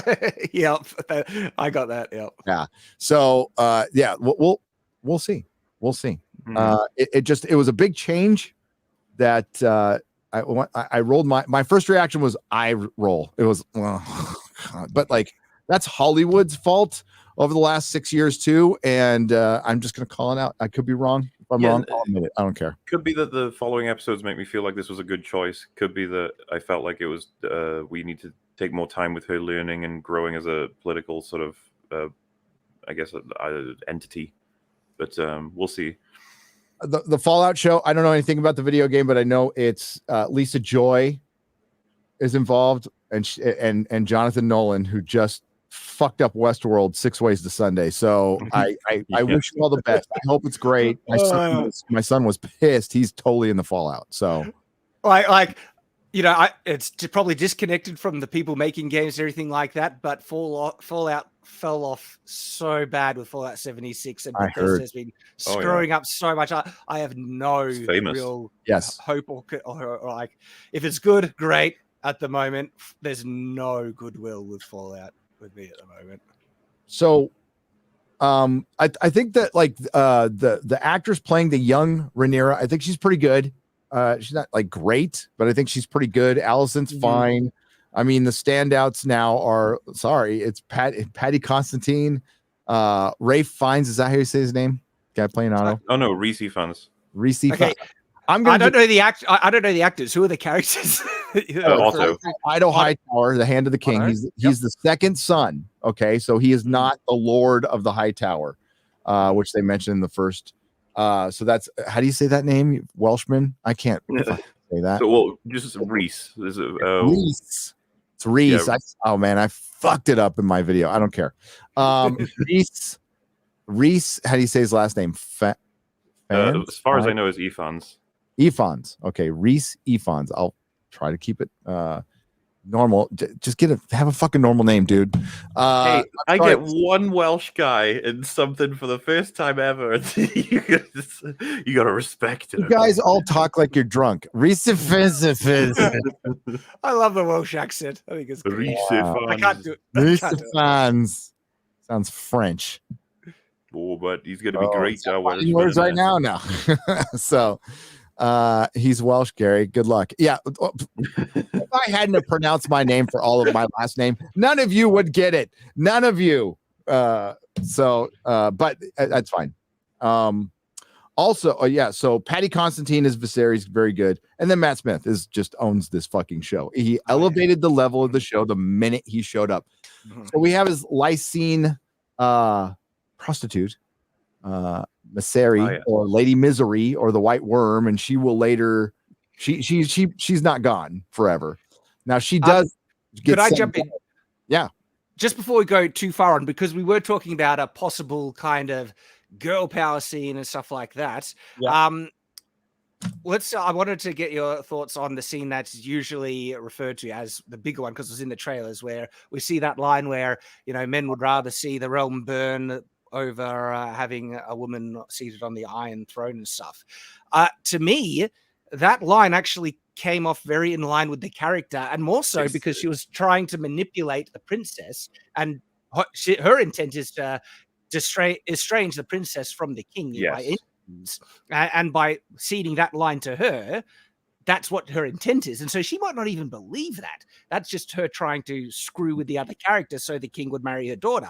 And so as a result, it didn't come off like a propaganda, inserted line as a result. I can totally understand where you're coming from with that. I think, Gary, when we were watching it, it's like, oh yeah, if the one character it would come from, it really makes sense. It would be her saying that. Yeah. She got fucked over the most. And she has a male heir. And I think like connecting the families makes all the sense in the world, but that's a Game of Thrones thing. The king actually married because he actually likes Alicent and he can talk to her. But there's other examples later on in the history where Targaryens married for love and it ended just as disastrous as marrying another Targaryen. So, because it destabilizes the realm. It's always the realm you have to think about, because Targaryens are interlopers. They came in a couple hundred years ago and took over with dragons. And they marry each other, and they decided to take on the faith of the Seven. But before that, they worshiped like Valerian gods. And so they're supposed to, and they mentioned it in the show, they're supposed to be more to gods than men. But no, it's just they're dragons, and they scare the shit out of everybody. That's it. And Westeros was a quarrelsome lot before that. There was never one king. They were fighting each other all the damn time. So it's not like a fantasy world like George R. Martin, where stuff has happened thousands of that. Like, it is thousands of years old, but the history only goes back like 400, and it's really unreliable after that. We knew Valeria blew up for some reason. We don't know why. There's lots of theories. I don't know if we'll ever know why. We don't know why Aegon conquered aliens. Well, some people think it's actually a sci-fi story, a fantasy that takes place post-apocalyptic sci-fi. That'd be kind of cool. There's a little evidence that leans to that, but I think it's just George putting in his Lovecraft stuff. But also, sorry, I'll let you finish. No, that's it. We don't know why Aegon conquered it. There's a lot of stuff we don't know. So, and this is only the 5th Targaryen king. So the series is only 5th. Following on what you were saying about the standout characters, I'm really surprised how much I appreciate and enjoy the King's character at the moment. I was thinking I'd get nothing from him from the trailers, and he's easily my second favorite behind Damon at the moment. Particularly for how sincere and sympathetic they're making them. Like he's genuinely mourning the loss of his wife. He's trying to do the right thing. They've balanced and presented him in a really fair way that I appreciate, and it's made him very sympathetic, and now I'm connected. I want to see what's going on with him, what'll happen in the future and stuff. Yeah, he's just really horrible position. A lot of the stuff, all the decisions he has to make. Yep. And we talked about it, like he's in the same position as Robert. He's just not drinking. He's dealing with it another way. The Rhaenys scene, she got screwed over. I think it was a little heavy, like a men would burn down the realm rather than see a woman on the throne. I guess that could be a generalized statement. You could say most men, but they wouldn't. They wouldn't, because a lot of men are going to. a lot of men, guys just bent the knee for exactly Rhaenyra. exactly Lord. like if this was such a like feminist message and stuff like that, why are they contradicting those things in the context of the show itself? Like that line is contradicted by the fact there would be many men who would support a queen, some reluctantly, some positively, some negatively, all that. And so the show is being clever enough to not just slap you over the face that this is the message. Like, it's showing both sides, and that there's even unreliable narration in the sense of that line, because you can look at that scene and even figure out that she might not even believe it because she's trying to mess with the princess. And so, yeah, it's interesting. She ain't all good, but well, you'll see. You'll see what happens. You will see what happens. So after that scene, we got the big scene, like they'd rather see the realm burn before a woman on the throne, and they're worried about the king remarrying and having a male heir, and it usurps Rhaenyra. But like the king has a talk with her, has a couple talks with her. One is not very good at dinner, and the other one later, he's like, I'm not going to replace you I'm going to remarry, but I'm not going to replace you. I'm not going to replace you as heir, period. End of story. So, it looks like she doesn't trust her pops very much on that one. There was a couple of things I liked in those two scenes. In the first dinner scene, something I did point out in my review, they're using accurate medieval forks. Oh, good. Like his one is shorter and wider, but hey, I like they're putting in effort. They're paying attention to small little details like that I really appreciate. Oh, go on, sir. Go on. Yeah. The next thing that I appreciated was it was justified how that scene ended, where the daughter tried to bring up her suggestion in the council, and the king was like, "Oh, never worry about it," and he just wants to drop it. He thinks he's doing something charitable by not punishing her for challenging him, but she obviously gets upset by that because she thinks he's being dismissed. But they execute in such a way that you can see he's not trying to be, "Oh, you're just a girl, I don't need to listen to you." He's just a bumbling father who doesn't always make the right decisions because he's a fallible guy, but trying to do his best. It made him sympathetic and made me like the king even more as a result. So you can see, Patty is really good at showing the tortured, like, oh, I didn't want to do that. I had to, but man, that sucked, you know? And of course, I mean, it's like, listen, it's on brand for a teenager to act petulant. For those of us who have had them. Yeah. So I've only had sons though. I have a daughter, and I can confirm, like, I had no bias going in, just observational fact. She is far more emotional. Like, everything is bigger and larger. I love her to death. I love her to death. Yeah. And there is a distinct difference between raising a daughter and raising sons. MauLer's doing just fine, aren't you, pal? I got plenty of spawn in the Eldritch world that I. That's right. Oh my god, yeah. Like, MauLer's got all kinds of like little Eldritch gods running around and goddesses. Yeah. They're gonna destroy us all. But there is a difference between raising a god and a goddess. You're right. Yep. Yeah, the crabs lives matter. The crabs were doing just fine in this episode. They were eating good.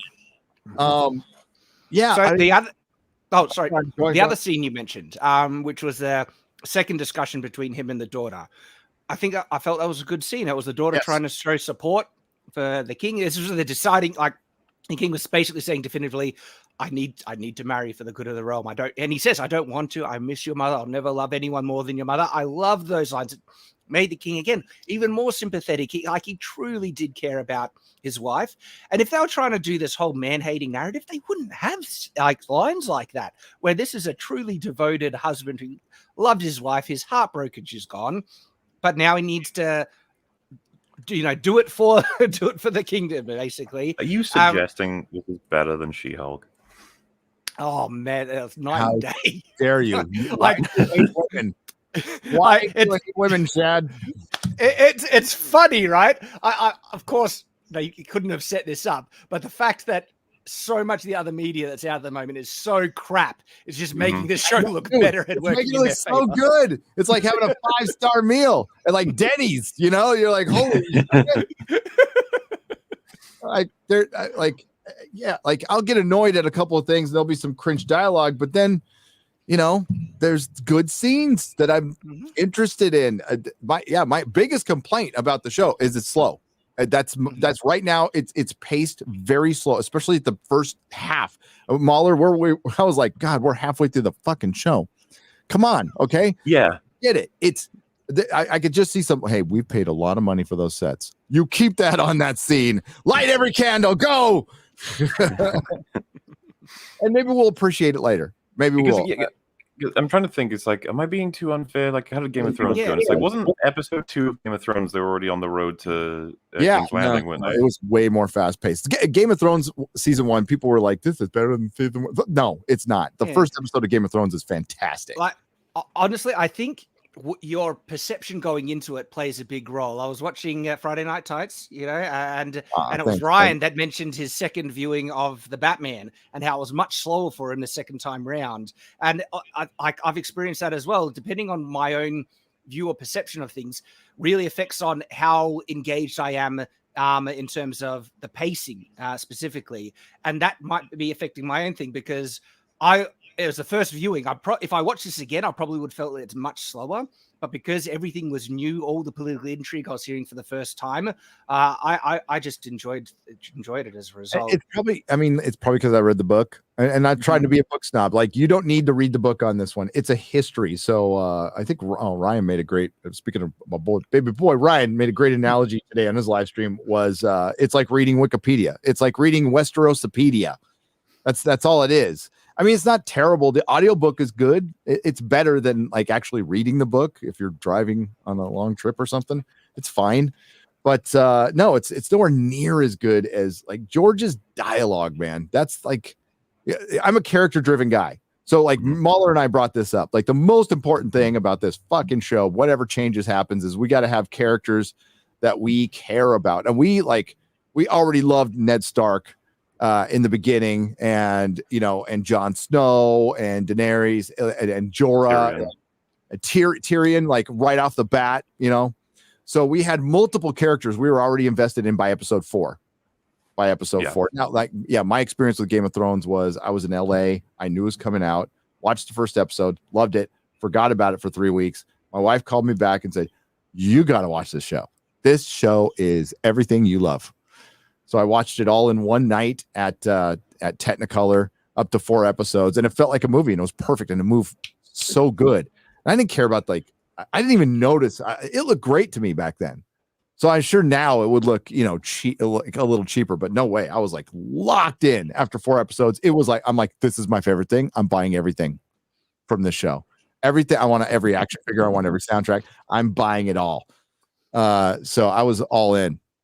Tyrion was great in seasons 1 through 4, and then they destroyed him. But MauLer, are you liking? Are you feeling like genuine character arcs happen with people aside from Matt Smith? The people we on that. Just I'll guess. I was just going to say on what you were talking about with liking them pretty quickly. I'm pretty sure it is episode 2, almost immediately.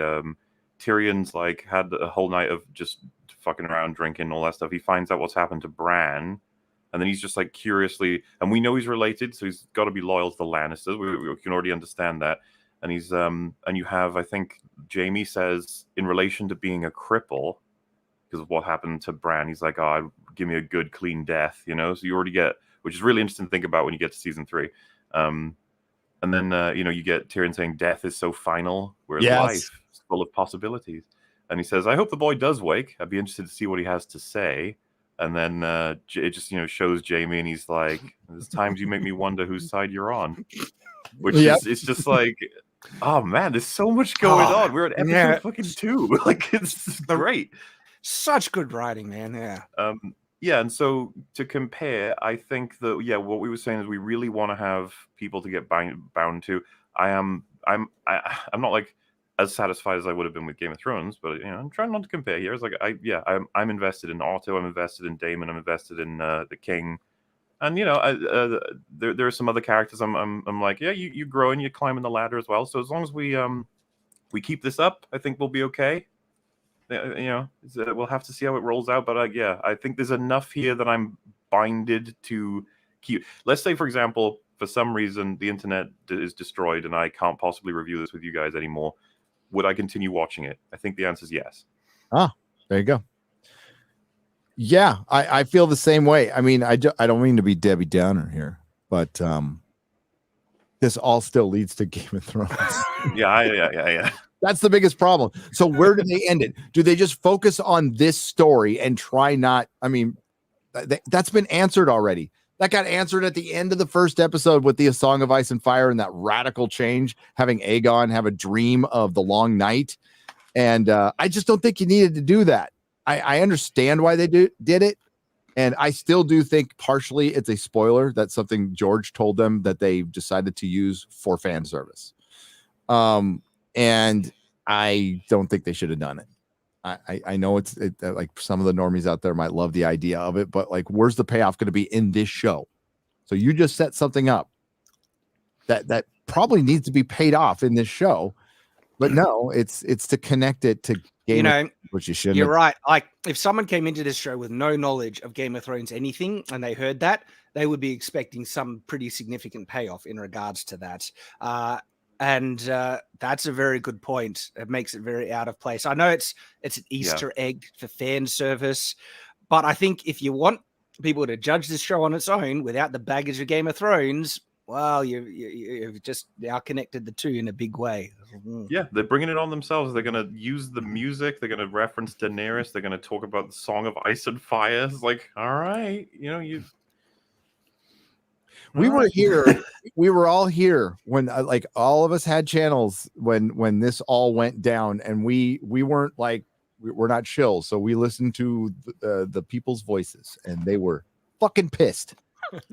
Dude, I remember I was like, I want to see that Shadiversity guy talk about the Winterfell defense. I gotta see it. Yep, that's what made us connect. Is like you wanted to reach out to get my views on the long night from a medieval standpoint. I was so infuriated watching it. I remember Rags has talked about this. I was like, Rags, I know you don't know anything about Game of Thrones. You have to watch this with me. You have to see this. I don't care if you have no context. You have to see how stupid these people are. Like, this is unreal. It shouldn't be possible. I'll never forget. I did a live stream before the long night, and I'm like, I'm getting kind of excited about this. We're gonna have like 2 or 3 episodes of the Night King, we battle it out. And I'm like, yeah. And then I'm like, or they could just kill him in one episode, but they wouldn't do that. They had Jon scream at a dragon zombie. Like, what? Like, what? That's what's happening for him. That's his big payoff of the episode. I was throwing shit at the screen at that point. No. Oh. And I just had a bad feeling in my gut after season 7 when the Westeros Express got introduced, and you're like, wait a minute, they just spent like all of season 3 and 4 is walking around Westeros, and Disney should be Disney. Daenerys fucking walking slowly, to Karth and all this other place. Like, what the fuck? All of a sudden, it's like bing, bing, bing, bing. Everybody, no. The best one, I don't know if you remember. I'm pretty sure season 7 where Davos goes from like King's Landing to Dragonstone to Winterfell, back down to Dragonstone, back down to King's Landing in like one episode. He just goes like boom, boom, boom, boom, boom. It's like, whoa. He's just teleporting across the Westeros. Oh God. Yeah. But so this has a pretty solid ending, and I think finally the actor who said one of the dumbest things an actor can say, especially when you're not watching your own show. He said that people don't want to see a rich black man in Game of Thrones. It's like, watch the previous episodes, please. Because there was a rich black man. He said that? Yeah. Oh gosh. So he did, and he's just trying to like whatever. I thought he finally, like, his acting was fine, it was fine, but I think he finally came out of his shell, for lack of a better description. Valerian seahorse. Never mind. We finally got some complexity with this character. He's like tired of fucking being screwed over. And there's a little conversation between him, and the camera slowly moves around. We all knew who it was going to be, but we're like, yeah. Right when we saw it, it was Daemon Targaryen. And he's like, hey, we need to team up to fight this pirate. and what was force, What was fun for me about that scene as well, it didn't seem to me that Damon was just like, ooh, an ally, let's go. He was more like, convince me, why should I care about you? Which felt more in line with who I think that Damon is. That fucking Matt killed it. Like, again, like that, especially at the end scene, is like, I can talk about my brother however I want. You can't. I love that line. Oof. Yep. That was fucking. Yeah, because any slight against his brother is still a slight against the Targaryen name. In yeah, general. and it shows that he still loves his brother, and still respects him. So I think Matt Simp alert. I like Matt Smith. I mean, am I simping? Is anyone? I don't want to see his ass again, so no.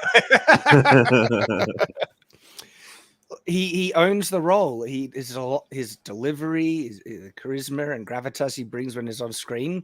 It's a credit to him. Yeah, it's what we want. We want good actors portraying these characters, and it's Morbid time. Stuff. That's right. It is Morbid time. No, I mean, like, we're all here because we like shit. Like, people always get that part wrong. It's like, if I genuinely didn't like science fiction and fantasy, I would not be fucking talking about it. I wouldn't have spent decades of my life obsessed. Oh yeah. When you get those people online who are like, do you guys like anything? And it's like, you don't ever find out about stuff we like. You don't care. You're never going to find out. Is our is the title.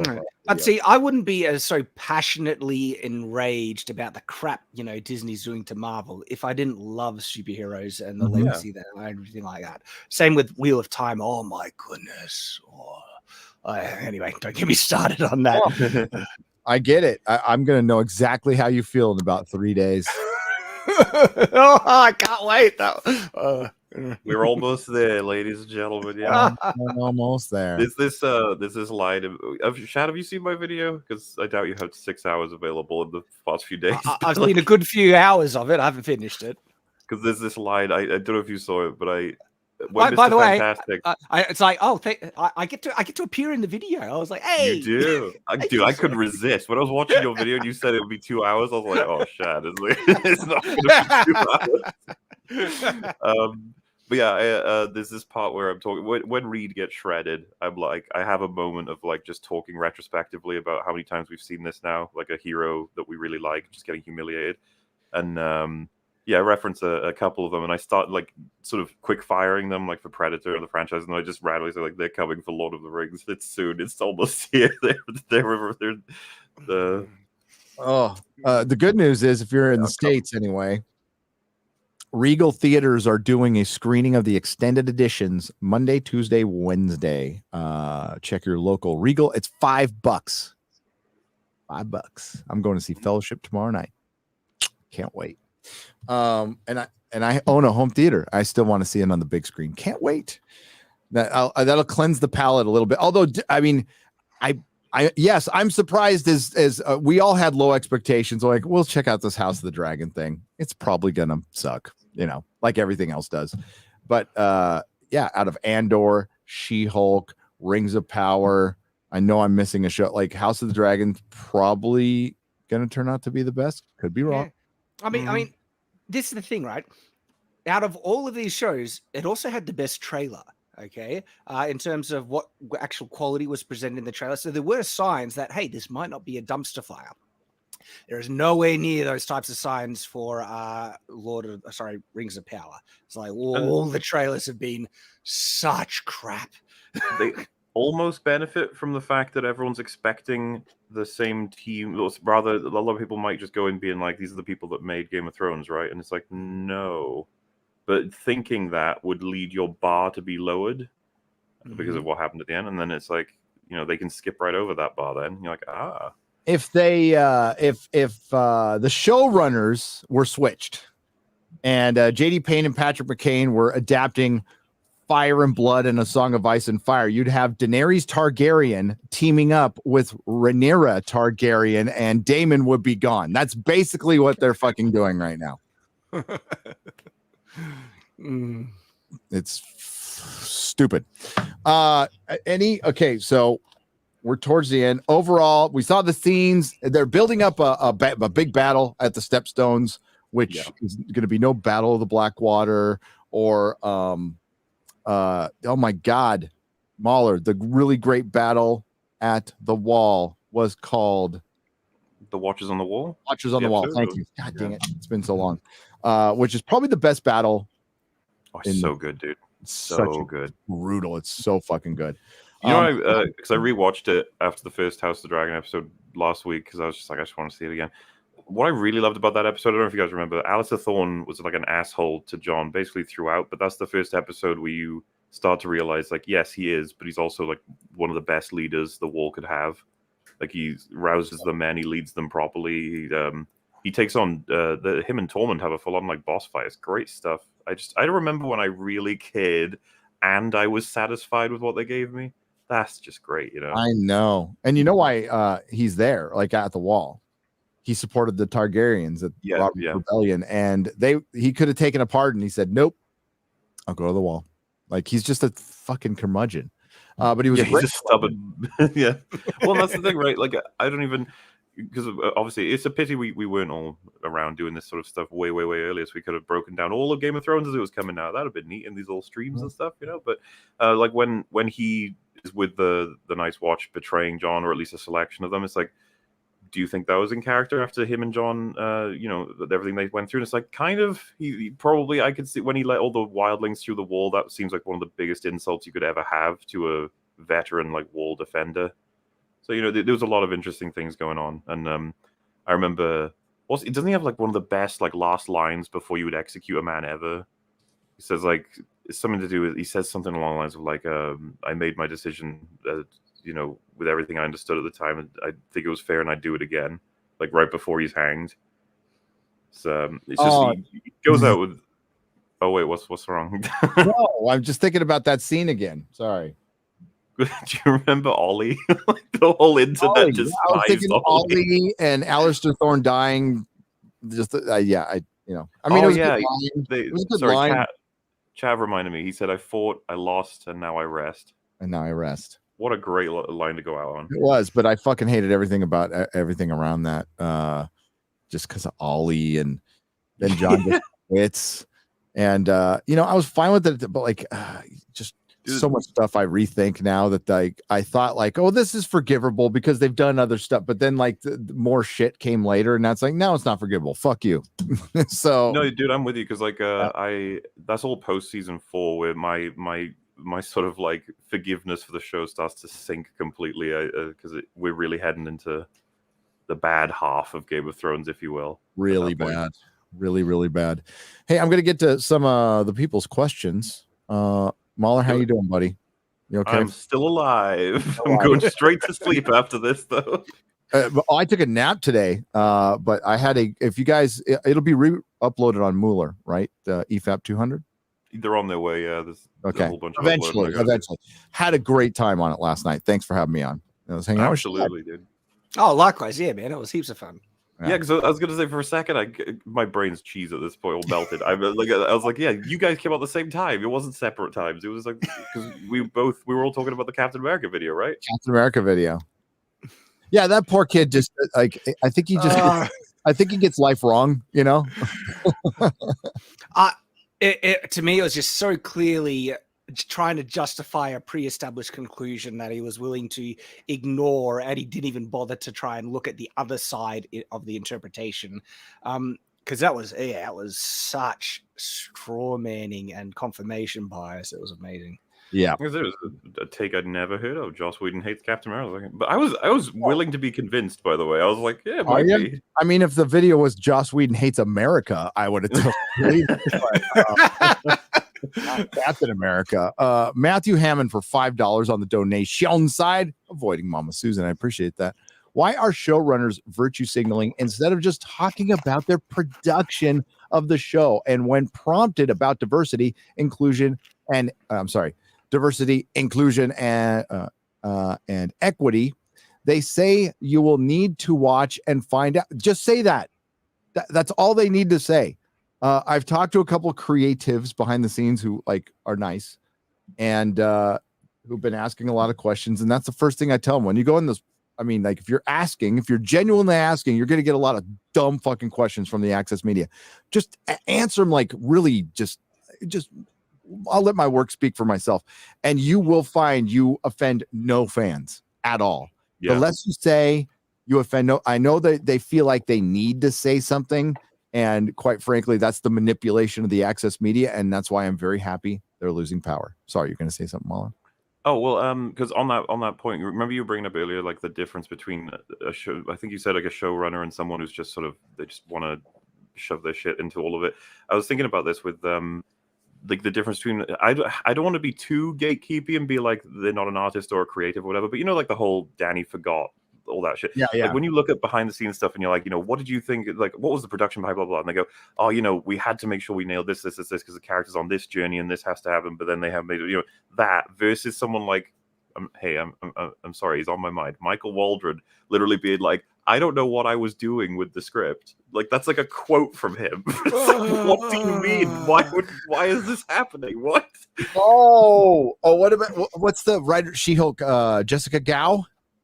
Yeah, it's been in a couple videos. She talks about the bathroom scene, and she straight up says it doesn't need to be there at all. I convinced Kevin Feige so the women can see what a safe place the women's bathroom is.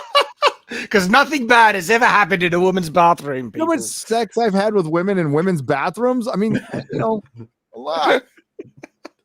It felt safe. I agree with it. But, yeah, it's like, what are you talking about? And she literally says it doesn't need to be in the scene. That's the takeaway here. You just said a scene is there that is not necessary to. She says it's not necessary to the story, and I'm like, and don't forget, oh my God, she said it out loud.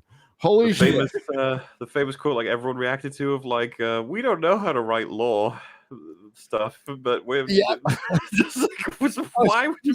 She's a bimbo. That's a bimbo power. Brittany Venti. So, I borrowed that from Brittany Venti. But yeah, just point being, it sucks, and you can really tell the big differences, and the fact that they would even confidently admit to you. Like I said, I think that Michael Waldron quote is one of the. It's worse than the D&D one. He just openly says, I don't know what I was doing with the script, and I had no idea what would like. This is another one where he's like, we were Act 2, and I guess something should happen. I admire your honesty. Let's give him the rest of the writing projects for Marvel, and hey, let's get that WandaVision director who did such a great job to do Fantastic Four. Well, he's got a Star Wars movie now, Michael. He's writing a Star Wars movie, right? That's what I heard. Oh my God! Failing upwards. It's unbelievable. Why not? Dude, Drinker's video on She-Hulk, that writing lesson he did, so good. If you haven't watched it, you've watched it. Never mind. Like he just schooled all the writers at Marvel in an 8-minute video, 9-minute video. It was beautiful. It was beautiful. One of the things that it baffles me, right? I threw a few clips of this in. It's Gary, there's a few of you as well as this Drinker, where we're talking about like ideas for how to better the script that they are trying to do. It really does make me wonder sometimes, like, how do a bunch of random guys just having a chat in a stream come up with better ideas in minutes? How does that? And it's not just different ideas. It's ideas that are cleaner and more sensical that achieve the thing you wanted. Mm-hmm. How is this happening? Familiarity with material, actually liking material. I think that trumps the. Sorry, a lot of people can write. There's a lot of writers who can't even who are like me, who can put together, like, they have to check their spelling all the time. They have editors. That's what the editor's for. It happens all the time. Our the fans in the chat come up with better shit than Hollywood 9 out of 10 times now. It's not even close. And it's because we give a shit. That's why. I'm telling you, man, that idea of Strange getting drunk at the wedding and fighting Gargantos drunk, that's just missed opportunity. I'm just saying. Like, it's hard to express how astoundingly bad the writing was in She-Hulk episode 2 specifically, where there are multiple times, in my review, I think 3-4 specific times where you can clearly see the conclusion where they want the story to go, yet they have no idea. They do not have the competence to write there logically, so they just push it there anyway, and it's not justified at all, and it doesn't make sense, and it just ends up being this big plot hole. It's like, they're not even. I can't believe it. It's such astounding crap. What's interesting about that, Shad? I saw a couple of people saying this, and I'm curious what your thoughts are. I saw a lot of people saying, like, coverage of episode 2 is difficult because there's just not much happens. There's not much to say. I have so many issues with episode 2. I was like, oh. So all right. I actually thought that going into it. So on Night's Watch, so I got 2 channels. Shadiversity is the medieval stuff, but the media criticism review stuff is all on Night's Watch. And so in the beginning of the review, I was thinking this is going to be a quick one, Nathan. And then we end up speaking for over an hour on all the crap in that episode. And where nothing happens, and I think it was. I try to give as many people credit.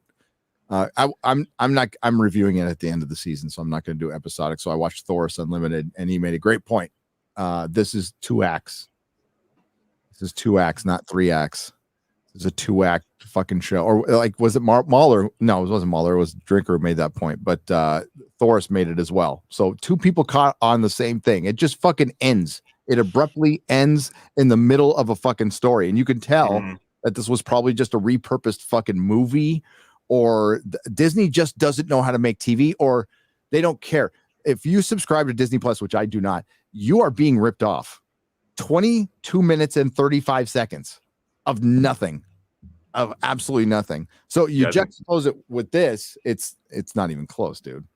They really are pushing the limits of like, because how do you imagine an incompetent company making a really awful TV show, but without understanding how it even works? It's like, I mean, She-Hulk's pretty close. That talking about the whole like lack of third act, that ending in the first episode where she just like, it feels like we're starting up like a new scene. It's gonna just goes and it's so choppily cuts, and the music is like starting and stopping, and then credits. And you're like, what the what just happened? Yeah, I don't know. And then they have like a little stinger scene, and it's just supposed to, it's her carrying shit. It's like, you couldn't have used it to, I don't know, further the story a little bit. So I'm not sure how many people picked up on something, because the first episode ends with the lady breaking into the courtroom, and the second episode begins, but there's a line dropped in the news report to explain why that lady attacked the courtroom. And it turns out she was in some type of court thing for a traffic violation or something, and she decided to just go like break out, and they don't justify at all her attacking the other courtroom. I thought maybe she was a hired hit or something like that. But no, it turns out she was just in another court just next door, and she decides to break through and try and murder the jury of the other courtroom because reasons. Reasons. She's so retarded. She's an influencer. I was about to ask you, why did she want to kill the jury then? Exactly.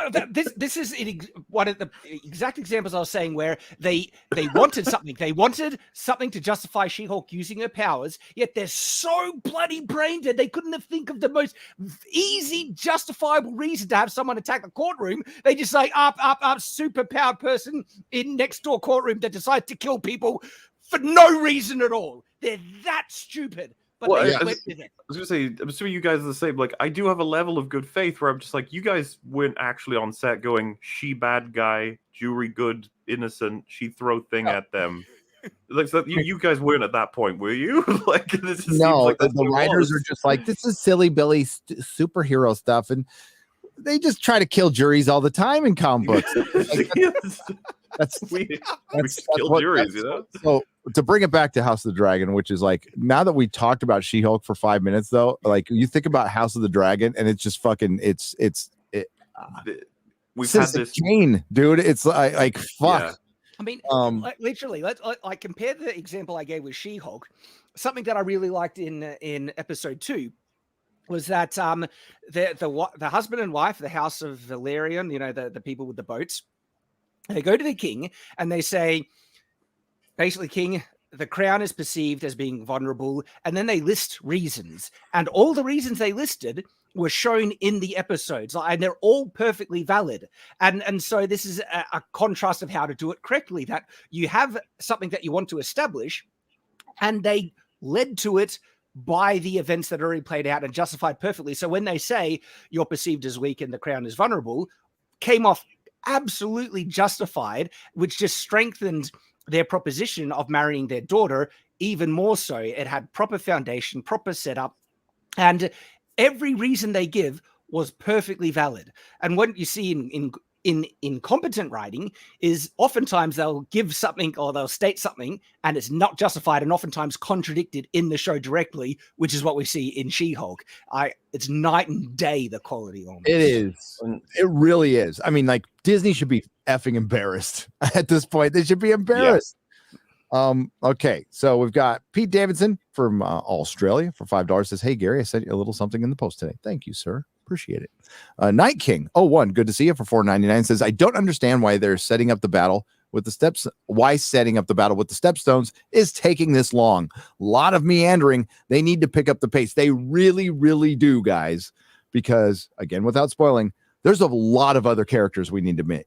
Like a lot. Like it's not like it's read like a history, but like a lot of shit happens, and it kind of feels like they're dragging their feet. Now, correct me if I'm wrong, and if you guys don't know, chat, let me know.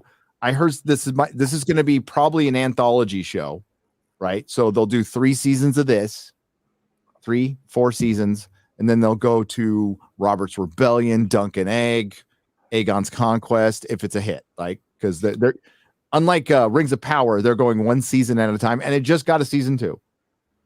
So they need to seriously pick up the pace. I don't know how they do that, but maybe they do. I don't know. Abstract JWL for $4.99 says, drama walks and gardens, crab people, South Park will have a field day. Episode was better, but still runs the risk of being small, boring story. What do you guys think about that? I kind of agree with that.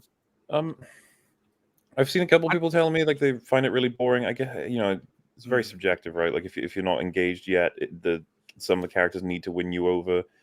There's not much more to be able to say. Maybe this 3rd episode will bring it home. We'll be getting some action. I mean, yeah, I didn't find it boring, and that is my subjective take on it. And if I watch it again, it might be a bit slower. But if the quality of writing stays at this level, and I would be happy with a medieval political drama, a medieval themed political drama, I'd find it really intriguing. If they can execute some good fight scenes and add more significant, events that really have impact, we're in for a good show. I'm concerned that it could go off the rails. It very well could. We'll just have to see. The thing is, though, what has been achieved in these 2 episodes does take talent. You can't do this by accident, all right? And so if they have people who actually have talent working on it, it gives a little bit... Am I giving it too much credit? It gives it a little bit more hope that people with talent should be aware of how to avoid pitfalls with this, season going forward. I think they've learned. They've had a lot of mistakes prior to this show that they could learn from. Ryan Condell is George R. Martin's hand-picked showrunner, and I think he's doing the lion's share of the writing, which is probably at least it's not the other guy, because the other guy seems like a doofus. Yeah, he is decent. I mean, the directing's been fine. I've got no problem with it. Still shot a little bit too dark, in my opinion. Yeah, I agree. Chris Valon for £5 That's proper money. Thank you very much. They are using every single character as a Daenerys surrogate. Them clowns need to admit their errors and apologize. MauLer and I went into a long discussion. Check out the live stream. I made the huge mistake of putting it on Nerdrotic Live because I normally do that. Probably should have kept it on this channel. Sorry about that. But go watch it. We have a very long conversation about how they probably should have remade Game of Thrones season 8. Yeah. I know it sounds impossible and an insurmountable task, but they should have thought about it at least. Like seriously considered it. Totally agree. So question, guys, hypothetically, what if this whole series, not just the season, was top tier quality, right? What would you guys feel about them going forward to remake the entire Song of Ice and Fire story with a higher budget, doing some of the battles that they might not have been able to depict because of the budget? I know it'd be very hard to recreate some of those Tyrion Lannister scenes, but what if they cast the same actor, in some of those best roles? What do you think? We talked about that. Could you imagine if they did that and we got all the same one, we brought all the actors back that could come back, and then we recast ones with great actors, and everything was nailed, and we get to season 4 and it's still going good, and we're all just sitting there like, oh jeez. Self-harm. Yeah, Allison is goth, by the way. A little self-harm going on there. Yeah, I said, we both said, MauLer and I were discussing this, and if you do the anthology show, you can go 10 years, right? So say you do 3 stories, it takes 10, 12 years. By that time, yeah, you could remake Game of Thrones. What kind of shape will Hollywood be in? Will we be out of this shit era? Who knows? Who knows? Right now, I don't want anything adapted. Razorfist brought up Elric. I don't want anybody touching Elric. Leave Elric alone. With how things currently are, whenever I hear that there's like an adaptation, coming from especially beloved property, like, don't touch it. Oh, guys, did you even attempt to watch Cowboy Bebop? No. Don't gouge my eyes out. I'm not kidding. And I loved the anime. Well, that's probably why you wanted to gouge your eyes out. I know. I like they're trying to adapt so much, and so much. Nearly all of it is such utter crap. Well, I mean, we recently got Kenobi and Boba Fett. Remember them? What the hell was that? I think I was gonna say I had this vibe with House of the Dragon versus She-Hulk, where I know it sounds like petty almost, but I legit am just like, She-Hulk is this clown thing, which is really funny. Meanwhile, like, House of the Dragon is a TV show. Like, I'm watching an actual TV and I can review it as such. But She-Hulk's more of a thing where it's just like, look at the silly clown jumping around doing all this stupid shit. And I remember feeling similarly about, like, you watch Kenobi and it's just like, oh, this is such a farce. Everything's so stupid. And then it's like Stranger Things, like, oh, an actual TV show that's trying to tell a story. Okay, yeah. Like, there's a clear line between it. Yeah, like Terminalist, really good. Recommend you guys watch it. I just watched Bullet Train. I liked it. I thought it was a fun movie. It was like a throwback action movie from like the early or the mid-aughts, a little bit. Directed by the guy who did Deadpool 2. I mean, it's not like the greatest cinema you'll ever see, but I had a good time watching it. I've heard good things of Bullet Train. We have a review on Night's Watch that Oz and Claudia did, and they really liked it as well. Yeah, good. Yeah, I recommend you guys see it. So there's some good stuff. Reacher was good, The Kinky Pinkies for $5 says, why would they make the timeline based on Daenerys and not Aegon's conquest or Damon or Jaehaerys? I don't know, or Rhaegar Targaryen, Jon Snow, who lived. I don't know. Way more relevant to the story. I agree. I would have said they had to connect it to the show. I think that was a big mistake, though. Because one of the answers people might try and say is because, this story has, it's about female characters and they want the female characters front and center. But from what I know of the story, it doesn't paint these female characters in a good light. Like they don't help stabilize the kingdom or anything. And so if they're trying to go for like a feminist girl power story, this isn't the one that they. Well, yeah. Why didn't you say 100 and I don't know what the math is, but like 200 years before Bran the Broken, I meant to say Aegon Targaryen, not Rhaegar, by the way, for Jon Snow. But they didn't bring up Bran the Broken. They bring up the Targaryen who burns down the city.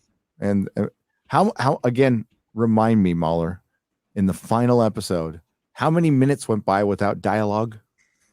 I'll say 36. 36 minutes of no dialogue in the final episode of Game of Thrones. And do you know about this, Shad? The video I ended up making because I was so frustrated about that. No, I might have seen it. This is the reveal the truth about my experience with Game of Thrones. I have purposely not watched after like season 5, and I've watched The Long Night because I reviewed it, but I don't want to go through the pain, and I haven't watched. I don't want it. Just say you don't want it, and that will be there. You go. The White Walker. This one's a reference from last. Oh, go on. I was just saying that might also be helping me approach the show with a more positive way. It might be. I haven't been burnt so badly. There's a reference to last night. The White Walkers just conveniently appeared. Said Taker 610 for $2. The Captain America video going the Shatari just conveniently. That was funny as fuck, dude. The alien invasion. The alien. How convenient there's some aliens. In this alien invasion, in this battlefield, how convenient that you run into the enemy combatants. I couldn't believe it. The orcs conveniently showed up. Hello, Nerdrotic and Longman. I sent a tweet to both of you today. I looked for it under your name and I could not find it. I'll look again later. 8/28/22. I don't know if you guys. I don't know if it worked. I don't use Twitter very much. My handle is and it's Joe Shoe and some numbers. I just want to make sure you'll see it. Hello, Swordman. Also, I did not see it. And I looked up I searched your name and I couldn't find it. But you can email me at Gary@nerdrotic.com. You got an email, MauLer? Have I got your email? Sorry. You have an email? Do you have an email? Yeah. It's easy to find. It's what's that? Is it about section in the YouTube? About section? Yeah. Shorty Short for $4.99. I thought that a patrilineal society, the crown can't pass to the male who marries into the royal family. I don't think it can. It's got to be full blood.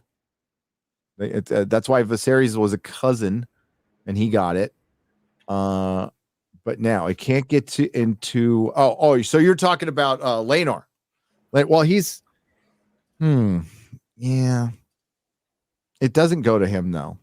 That's why he got passed over. But he's still a Targaryen from Rhaenys. But it's because it came from the female side. He was partially passed over as well, and not the male side.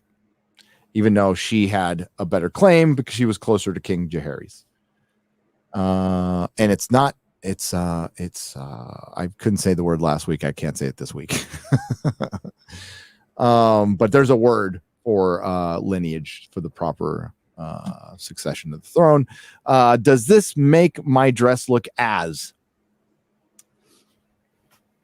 Okay. Lord of the Rings extended cut films on Regal Theaters for $5, premium format screens starting tomorrow. One for each day, 7 p.m. Fellowship on Monday, Two Towers on Tuesday, Return of the King on Wednesday. I can't see Return of the King, which sucks. I have to actually see the Rings of fucking Power. So I'm gonna see Fellowship, and I got to see Two Towers because it's my favorite, and I'll watch Return of the King at home. So.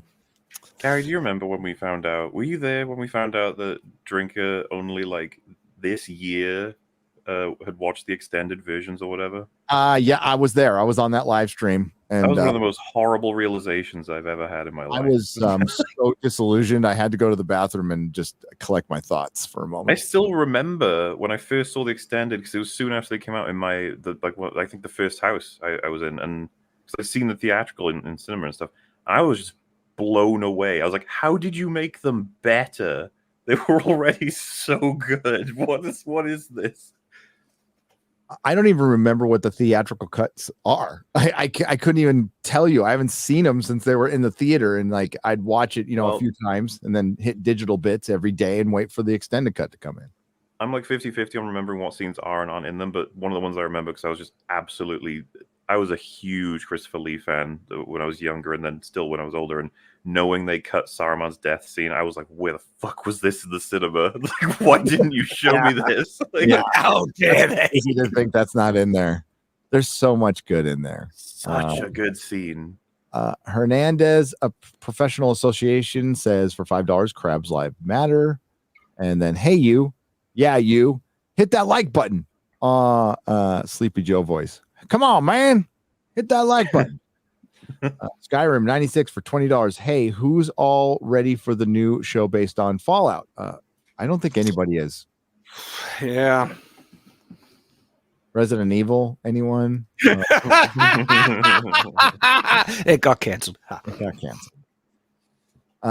Did Otto forget about Damon's dragon? What's the plan? That's a fair point. Actually, because that was one of the things I also noticed in my review is that he says that you'll clearly die if you fight me, but you look at the two groups and it's like you're not outnumbering him by a large measure. And then there's the dragon. I didn't really get. He's threatening. Chad, on your interpretation of him actually gunning to sow more of a disparate, like a discontent. Do you think Otto's plan might have included, like, if he tries to even threaten the dragon on us, we can now go back to his brother and say he tried to kill us all? Yeah, remember Otto says if you attack us, it's basically you declaring war against the king, because Otto is there as envoy in position of the king in place of him, and so he it's like I said, it was very clever from Otto's behalf. It was. He's and trying the to hand needs coax. do that. The hand needs to assert his power to keep his power too, like you said. And I think, I mean, they all know Damon and they've seen him. Like Damon gets knocked down. He's not like he got beat by Sir Kristen Cole, and he backs when his brother told him to leave, he left. Yeah, it seems like Otto's intention was to cause some type of fight that he would have retreated to try and save his own skin. But I think he would have been happy for Damon to have killed a couple of the people there. And then guess what? He declared war against the king. That's what he wanted. More division against the two. Yeah, so I think it's what we originally talked about. Ballsy move, because if Damon decided he might have wiped you all out, which is not what you're aiming for, Otto. You'd like to live. The lords, I mean, especially on Westeros, they are lords. They know it, and they're like, you're not going to fucking kill me. You kill me, you're going to get like drawn and quartered. You know, you're not going to get away with it. It's like the I can't remember what episode it was, but when Jaime kills like all of Ned's men, but he's just like, you won't kill me because your brother's dead. Because Catelyn had Tyrion at that point. Yep. There's a lot of leverage like that goes on. Yeah. See, that might have been where Otto miscalculated, because I think Damon totally would have not only killed Otto, he would enjoy doing it. Because that was his line. He said, perhaps, but you'll certainly die in the press, something like that. And he delivered that really good comeback line that was just got charisma and things. Yeah. Damon has a lot to do. I'll just say that.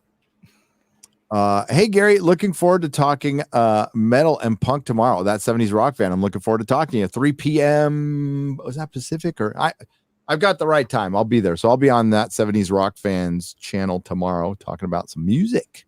Hell yeah. Sweet. I just saw a question in the chat about someone saying, didn't a couple of lords butcher each other in the tourney? I actually addressed that specific point, not on my episode review, but in my medieval realism review on Shadiversity about the level of violence in the tournament, because it's actually a bit more justified historically than you think. That some of those tournaments got friggin' savage. People died in tournaments. Didn't they cheat on the joust, though? I meant to ask you about that. Again, like, in terms of there was no codified structure for the rules of jousts. The rules that we use in the modern day come from some sources that we have, but that's only representative of one type of joust in a region and location. There were some of the tournaments got crazy where instead of being located in a specific area, the knights were able to go to crazy trying to attack each other. An entire town was sectioned off, and it was a melee in the entire town, and the purpose was to incapacitate a knight and drag him back to your like base camp, and if you did, you win his horse. So tournaments would get crazy different depending on where and stuff, and some got really violent. So the purpose of a lot of tournaments is to make the person yield or incapacitate them, and one of the easiest ways to incapacitate them is to do some pretty heavy damage. People died a lot, and this is why there were laws brought in to try and limit the death. But that also says people did die before they tried to balance it out. And so it depends on which interpretation actually go. I mean, in the books, there's tourneys in the Dunk and Egg books. There's a death in one too, but there's not like multiple. Like I thought it was a little, I think 5 or 6, I think a Stark highborn knight. It was a fucking Stark.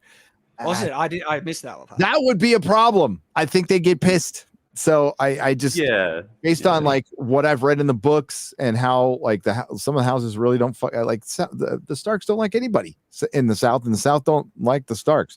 I thought the Starks specifically didn't go in tournaments because they thought it was frivolous in a waste. Like wasn't that there wasn't a lot of knights, but that was a Stark getting pulverized. Yeah. Now the jousting thing, I wasn't sure, and I said I wasn't sure, and then somebody made a very good point. It's a Targaryen. Like he can get away with whatever the fuck he wants. Well, in terms of striking the horse, again, that very much depends. I think there are situations you could find historically where it was allowed, but wouldn't be nearly the first preference, because you win the knight's horse and arms if you beat them in the joust. Usually that comes up in Dunk and Egg as well. And so why would you want to kill something that's worth so much damn money when it is actually a possible legal move you could pull off, but also it leaves you vulnerable. There's chances of the lance getting stuck and dehorsing yourself and everything like that. And so when people say if you're allowed to strike the horse, why isn't everyone doing that? It's because it's probably not the best choice. Like in terms of winning the joust, a nice clean lance break on the shield is the safest option for you as the jouster as well. So there's actually multiple ways you can look at that scene and find justification, even from a historical perspective, of striking the horse and even some of the excessive violence in it. Surprisingly, I go into detail in my medieval realism review. Go watch them. I find it so interesting though, because like I think with the tertiary basic, like my level of knowledge of medieval stuff, it like highlighted to me as like that's inaccurate, even though it may very well not be. And it makes me wonder about whether or not they should take that into consideration, like somehow set it up in some way that they could have justified it with a line or two or something like that. Like, you know, when he went for the horses, someone could say, I saw so and so sir do something like that and everything, and there's a risk, and because he's like, it was risky. He's not going to win the horse now, and then say he's a Targaryen, he doesn't need the horse or something, you know, and just simple lines like that could help. Yeah. Dyslexic American on the donation side for $5 says, "Hail, turned 21 today. Here, take my money. Oh, you can go get drunk. Drink responsibly, and happy birthday. Happy birthday. Thank you."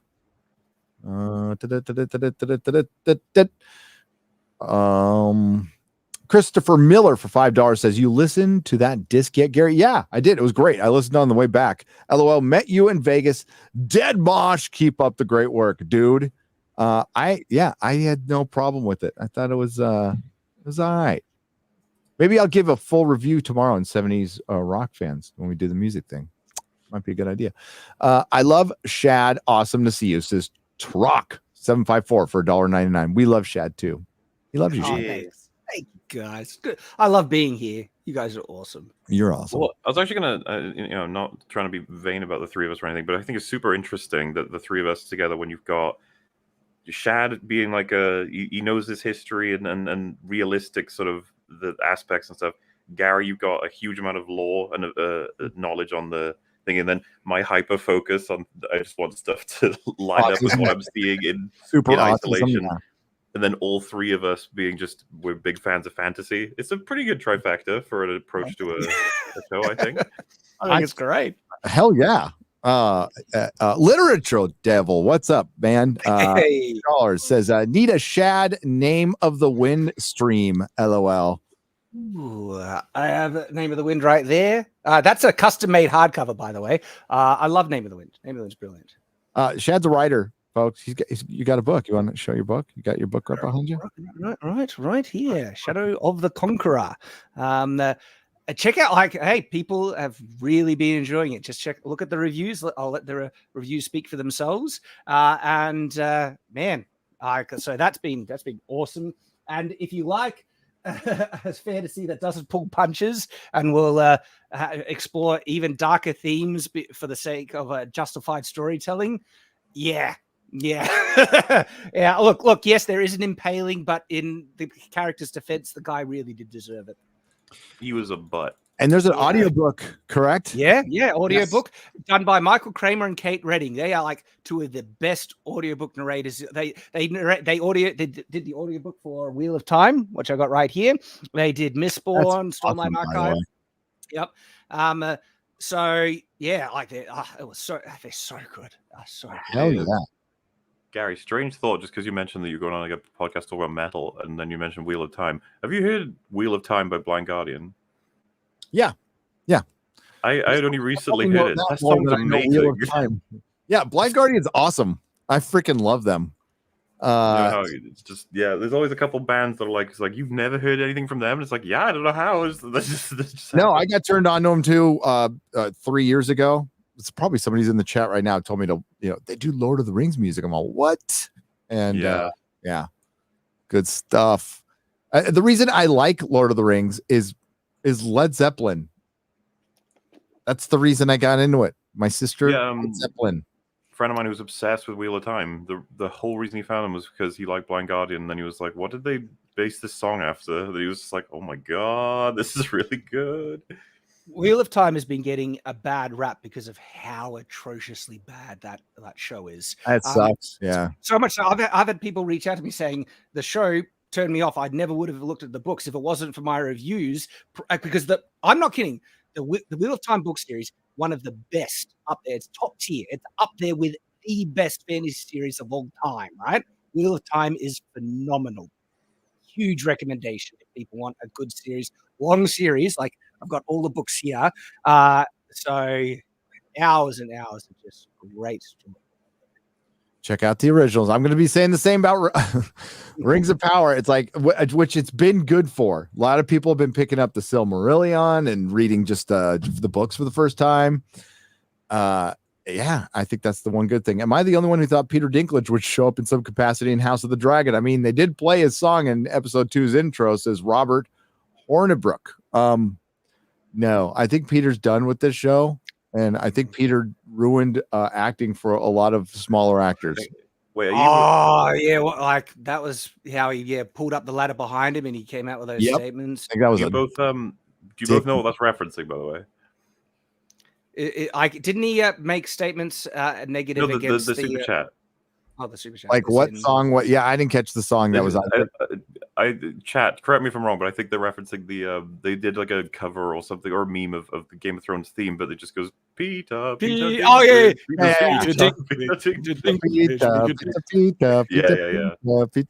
Okay, gotcha. Great to see Gary MauLer and Shad together on this live stream. Good show, guys. Thank you, John. Yeah. Ghost, you are the man. We got a couple more and we're gonna go because MauLer's got to sleep and so do I. Mega Reacts for $5. Just finished my reaction of episode 2. I do not think I will continue the show. Mediocre, predictable, and boring. Oof. That is harsh but honest criticism, and that's what we expect, people. Appreciate it. So yeah, to clarify, I'm still not recommending it for people yet. Yeah. You know, I don't think I would either. I'd need to see how it ends, how the season ends. I'm saying honestly, it's a very good start, but because of the track record and we've seen things go off the rails yet, I'm withholding my final, judgment on this series until I see the whole thing. But contained by themselves, the episodes I found to be pretty strong.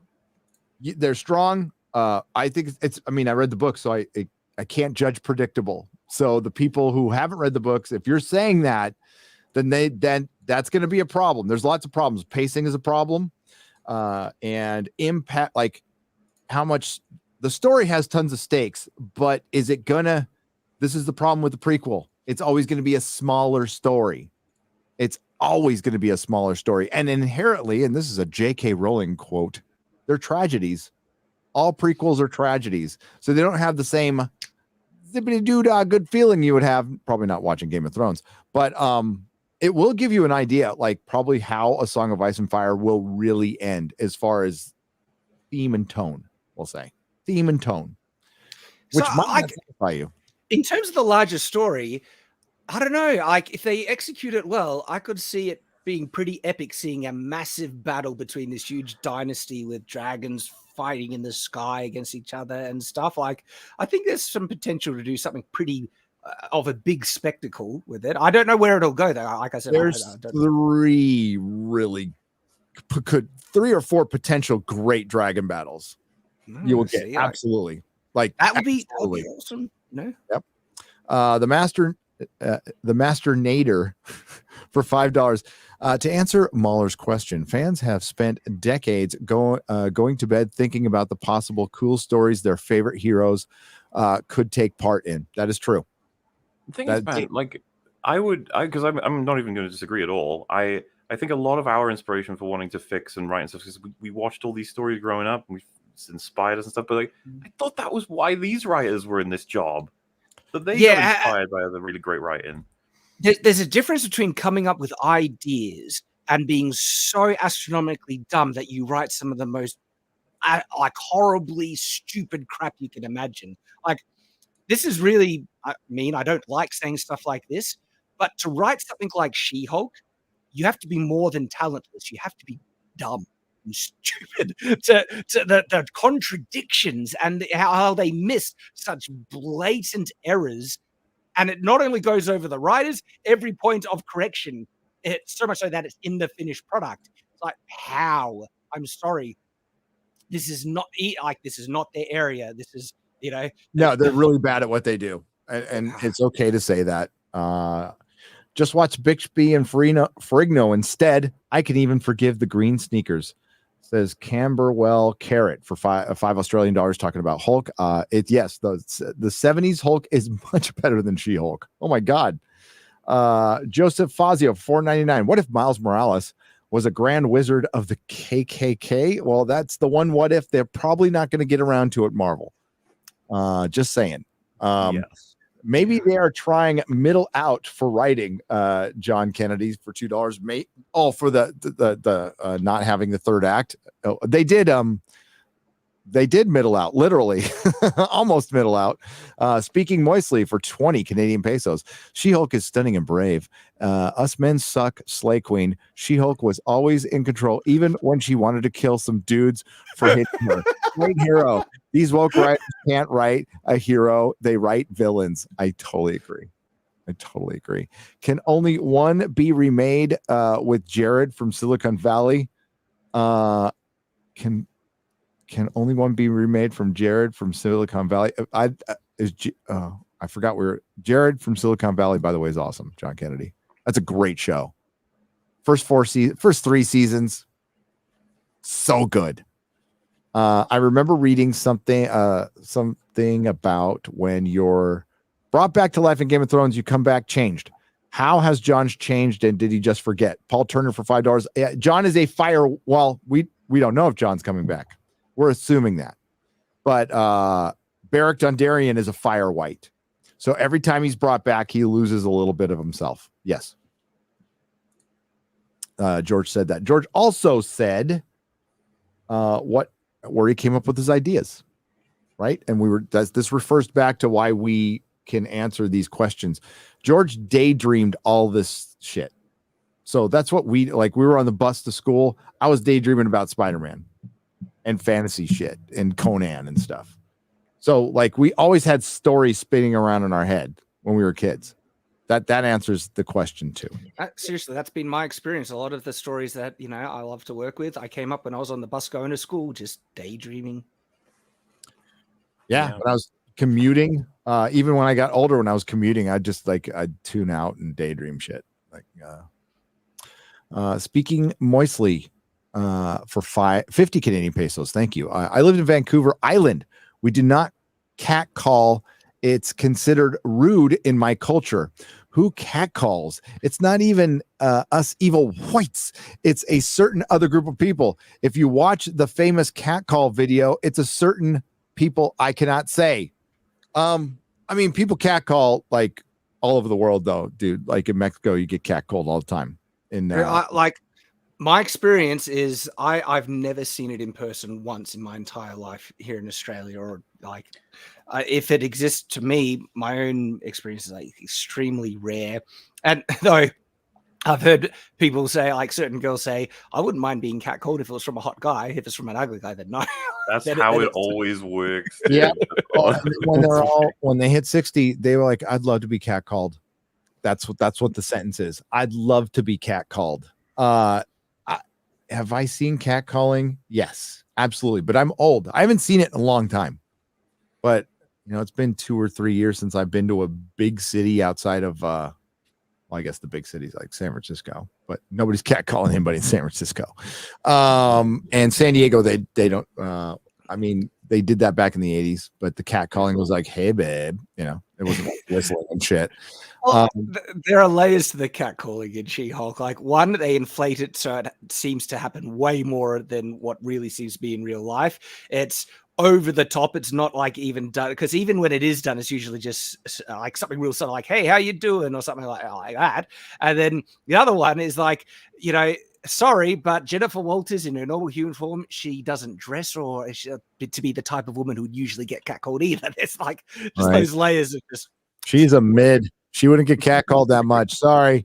Dizek of the Dead for $9.99. Gary, have you seen Jenny Tartakovsky's Primal episode about the Primal Theory? If so, what did you think about it? Was that I haven't seen all of this season. Is it from this season? Primal's awesome. I can tell you that. Primal's fucking awesome. Absolutely. Both of you guys should watch it. It's an animated show by the guy who did the Clone Wars, Tartakovsky, the animated Clone Wars. And there's no dialogue, and it's a guy and a dinosaur. It's fucking awesome. It's on Hulu. Go check it out. Watch YouTube. Watch trailer. It's so fucking good. John G.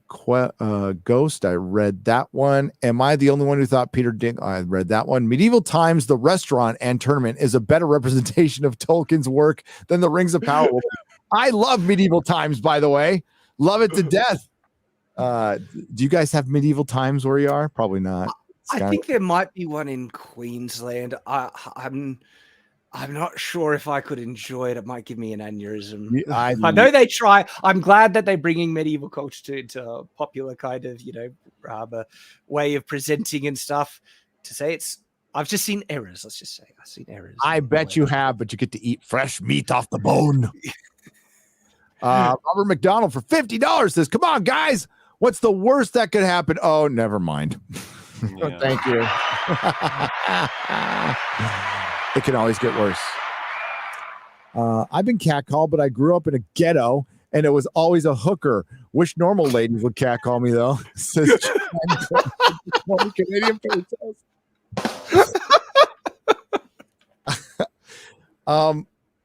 Melissa, like my wife owned a hair salon, right? So she always had these 40-year-old clients. They'd grab my ass all the time. Grab my ass, slap me in the balls. I don't care. I don't give a fuck. I'm in my wife's salon, by the way, too. But yeah. What are you gonna do? No shit. She don't care.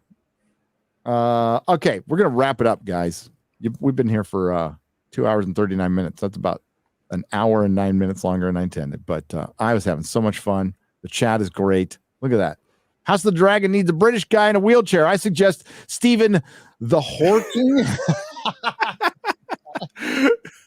Oh, dude, do you remember? I remember. Daredevil. What was one of the middle ones? Daredevil. Daredevil is the best one. Handy Captain America. Handy Captain America was good too. Oh and my Hawk God. Wheels. That's the one I came up with. Stephen Hawking.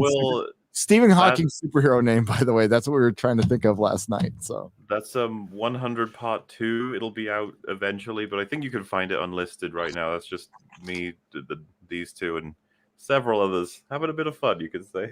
Daredevil. Thanks to the Nerdrotics. Thanks to everybody who's tuned in. Thanks to everybody who left a super chat and donation.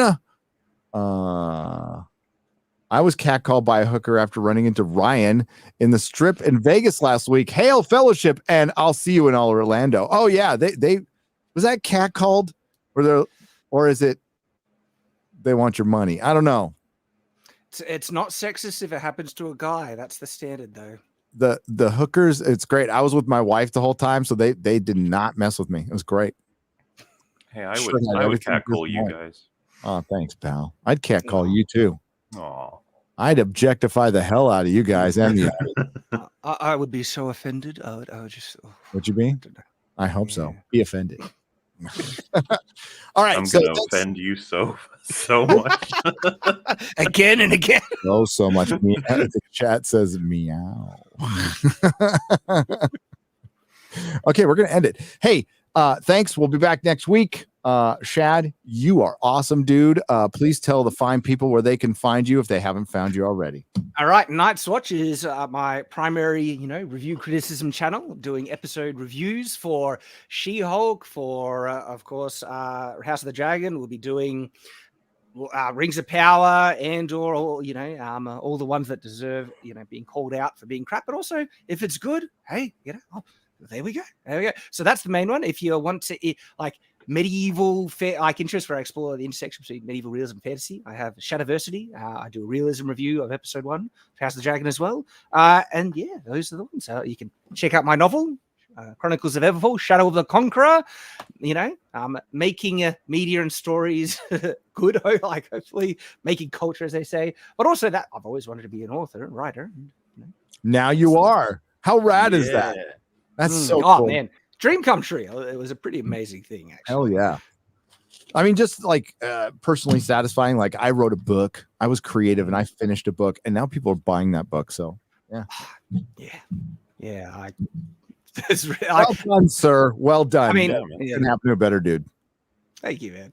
And I love your Shadlands videos with your family. Hey, yes, adorable. So, if you want wholesome, lighthearted stuff to get away from, even I appreciate the criticism needs to happen, but sometimes if you want a break and you want something that's just fun, lighthearted stuff, Shadlands is another channel that I started where I just do nice, fun things related to homesteading, family vlogs, building the castles on the property that we want, or just it's a eclectic kind of thing of just fun, lighthearted stuff, and we're loving it. Excellent. Thanks again, man. No, thank you. Thanks for having me. It's been awesome. This has been really, really fun. Dude, you'll be back. I'm gonna have you back. Terminator style. Get used to seeing him here. Same with MauLer. MauLer, you're gonna be on Friday Night Tights next week, aren't you? To talk about Rings of Power, right? The first episode will be out by then. First episode of Rings of Power. Yeah, maybe we'll snag Shad too. I'd love to do. Absolutely crazy. We couldn't do that, could we? Yes, we could. Longman, dude. I will watch your video tomorrow. Congratulations. I think you're brilliant. I'm glad they shared it on Marvel Reddit, and Marvel Reddit had a fit about it. Dude, my videos never go anywhere on Reddit. They all hate me there. I'm just like, that's fine. Whatever at this point. It's just like an automatic block for a lot of subreddits. The video is it took forever to make, and it seems to be going pretty well. What I was happy with this the most about it, I was really trying to get some comedic elements injected in, especially for how long it is.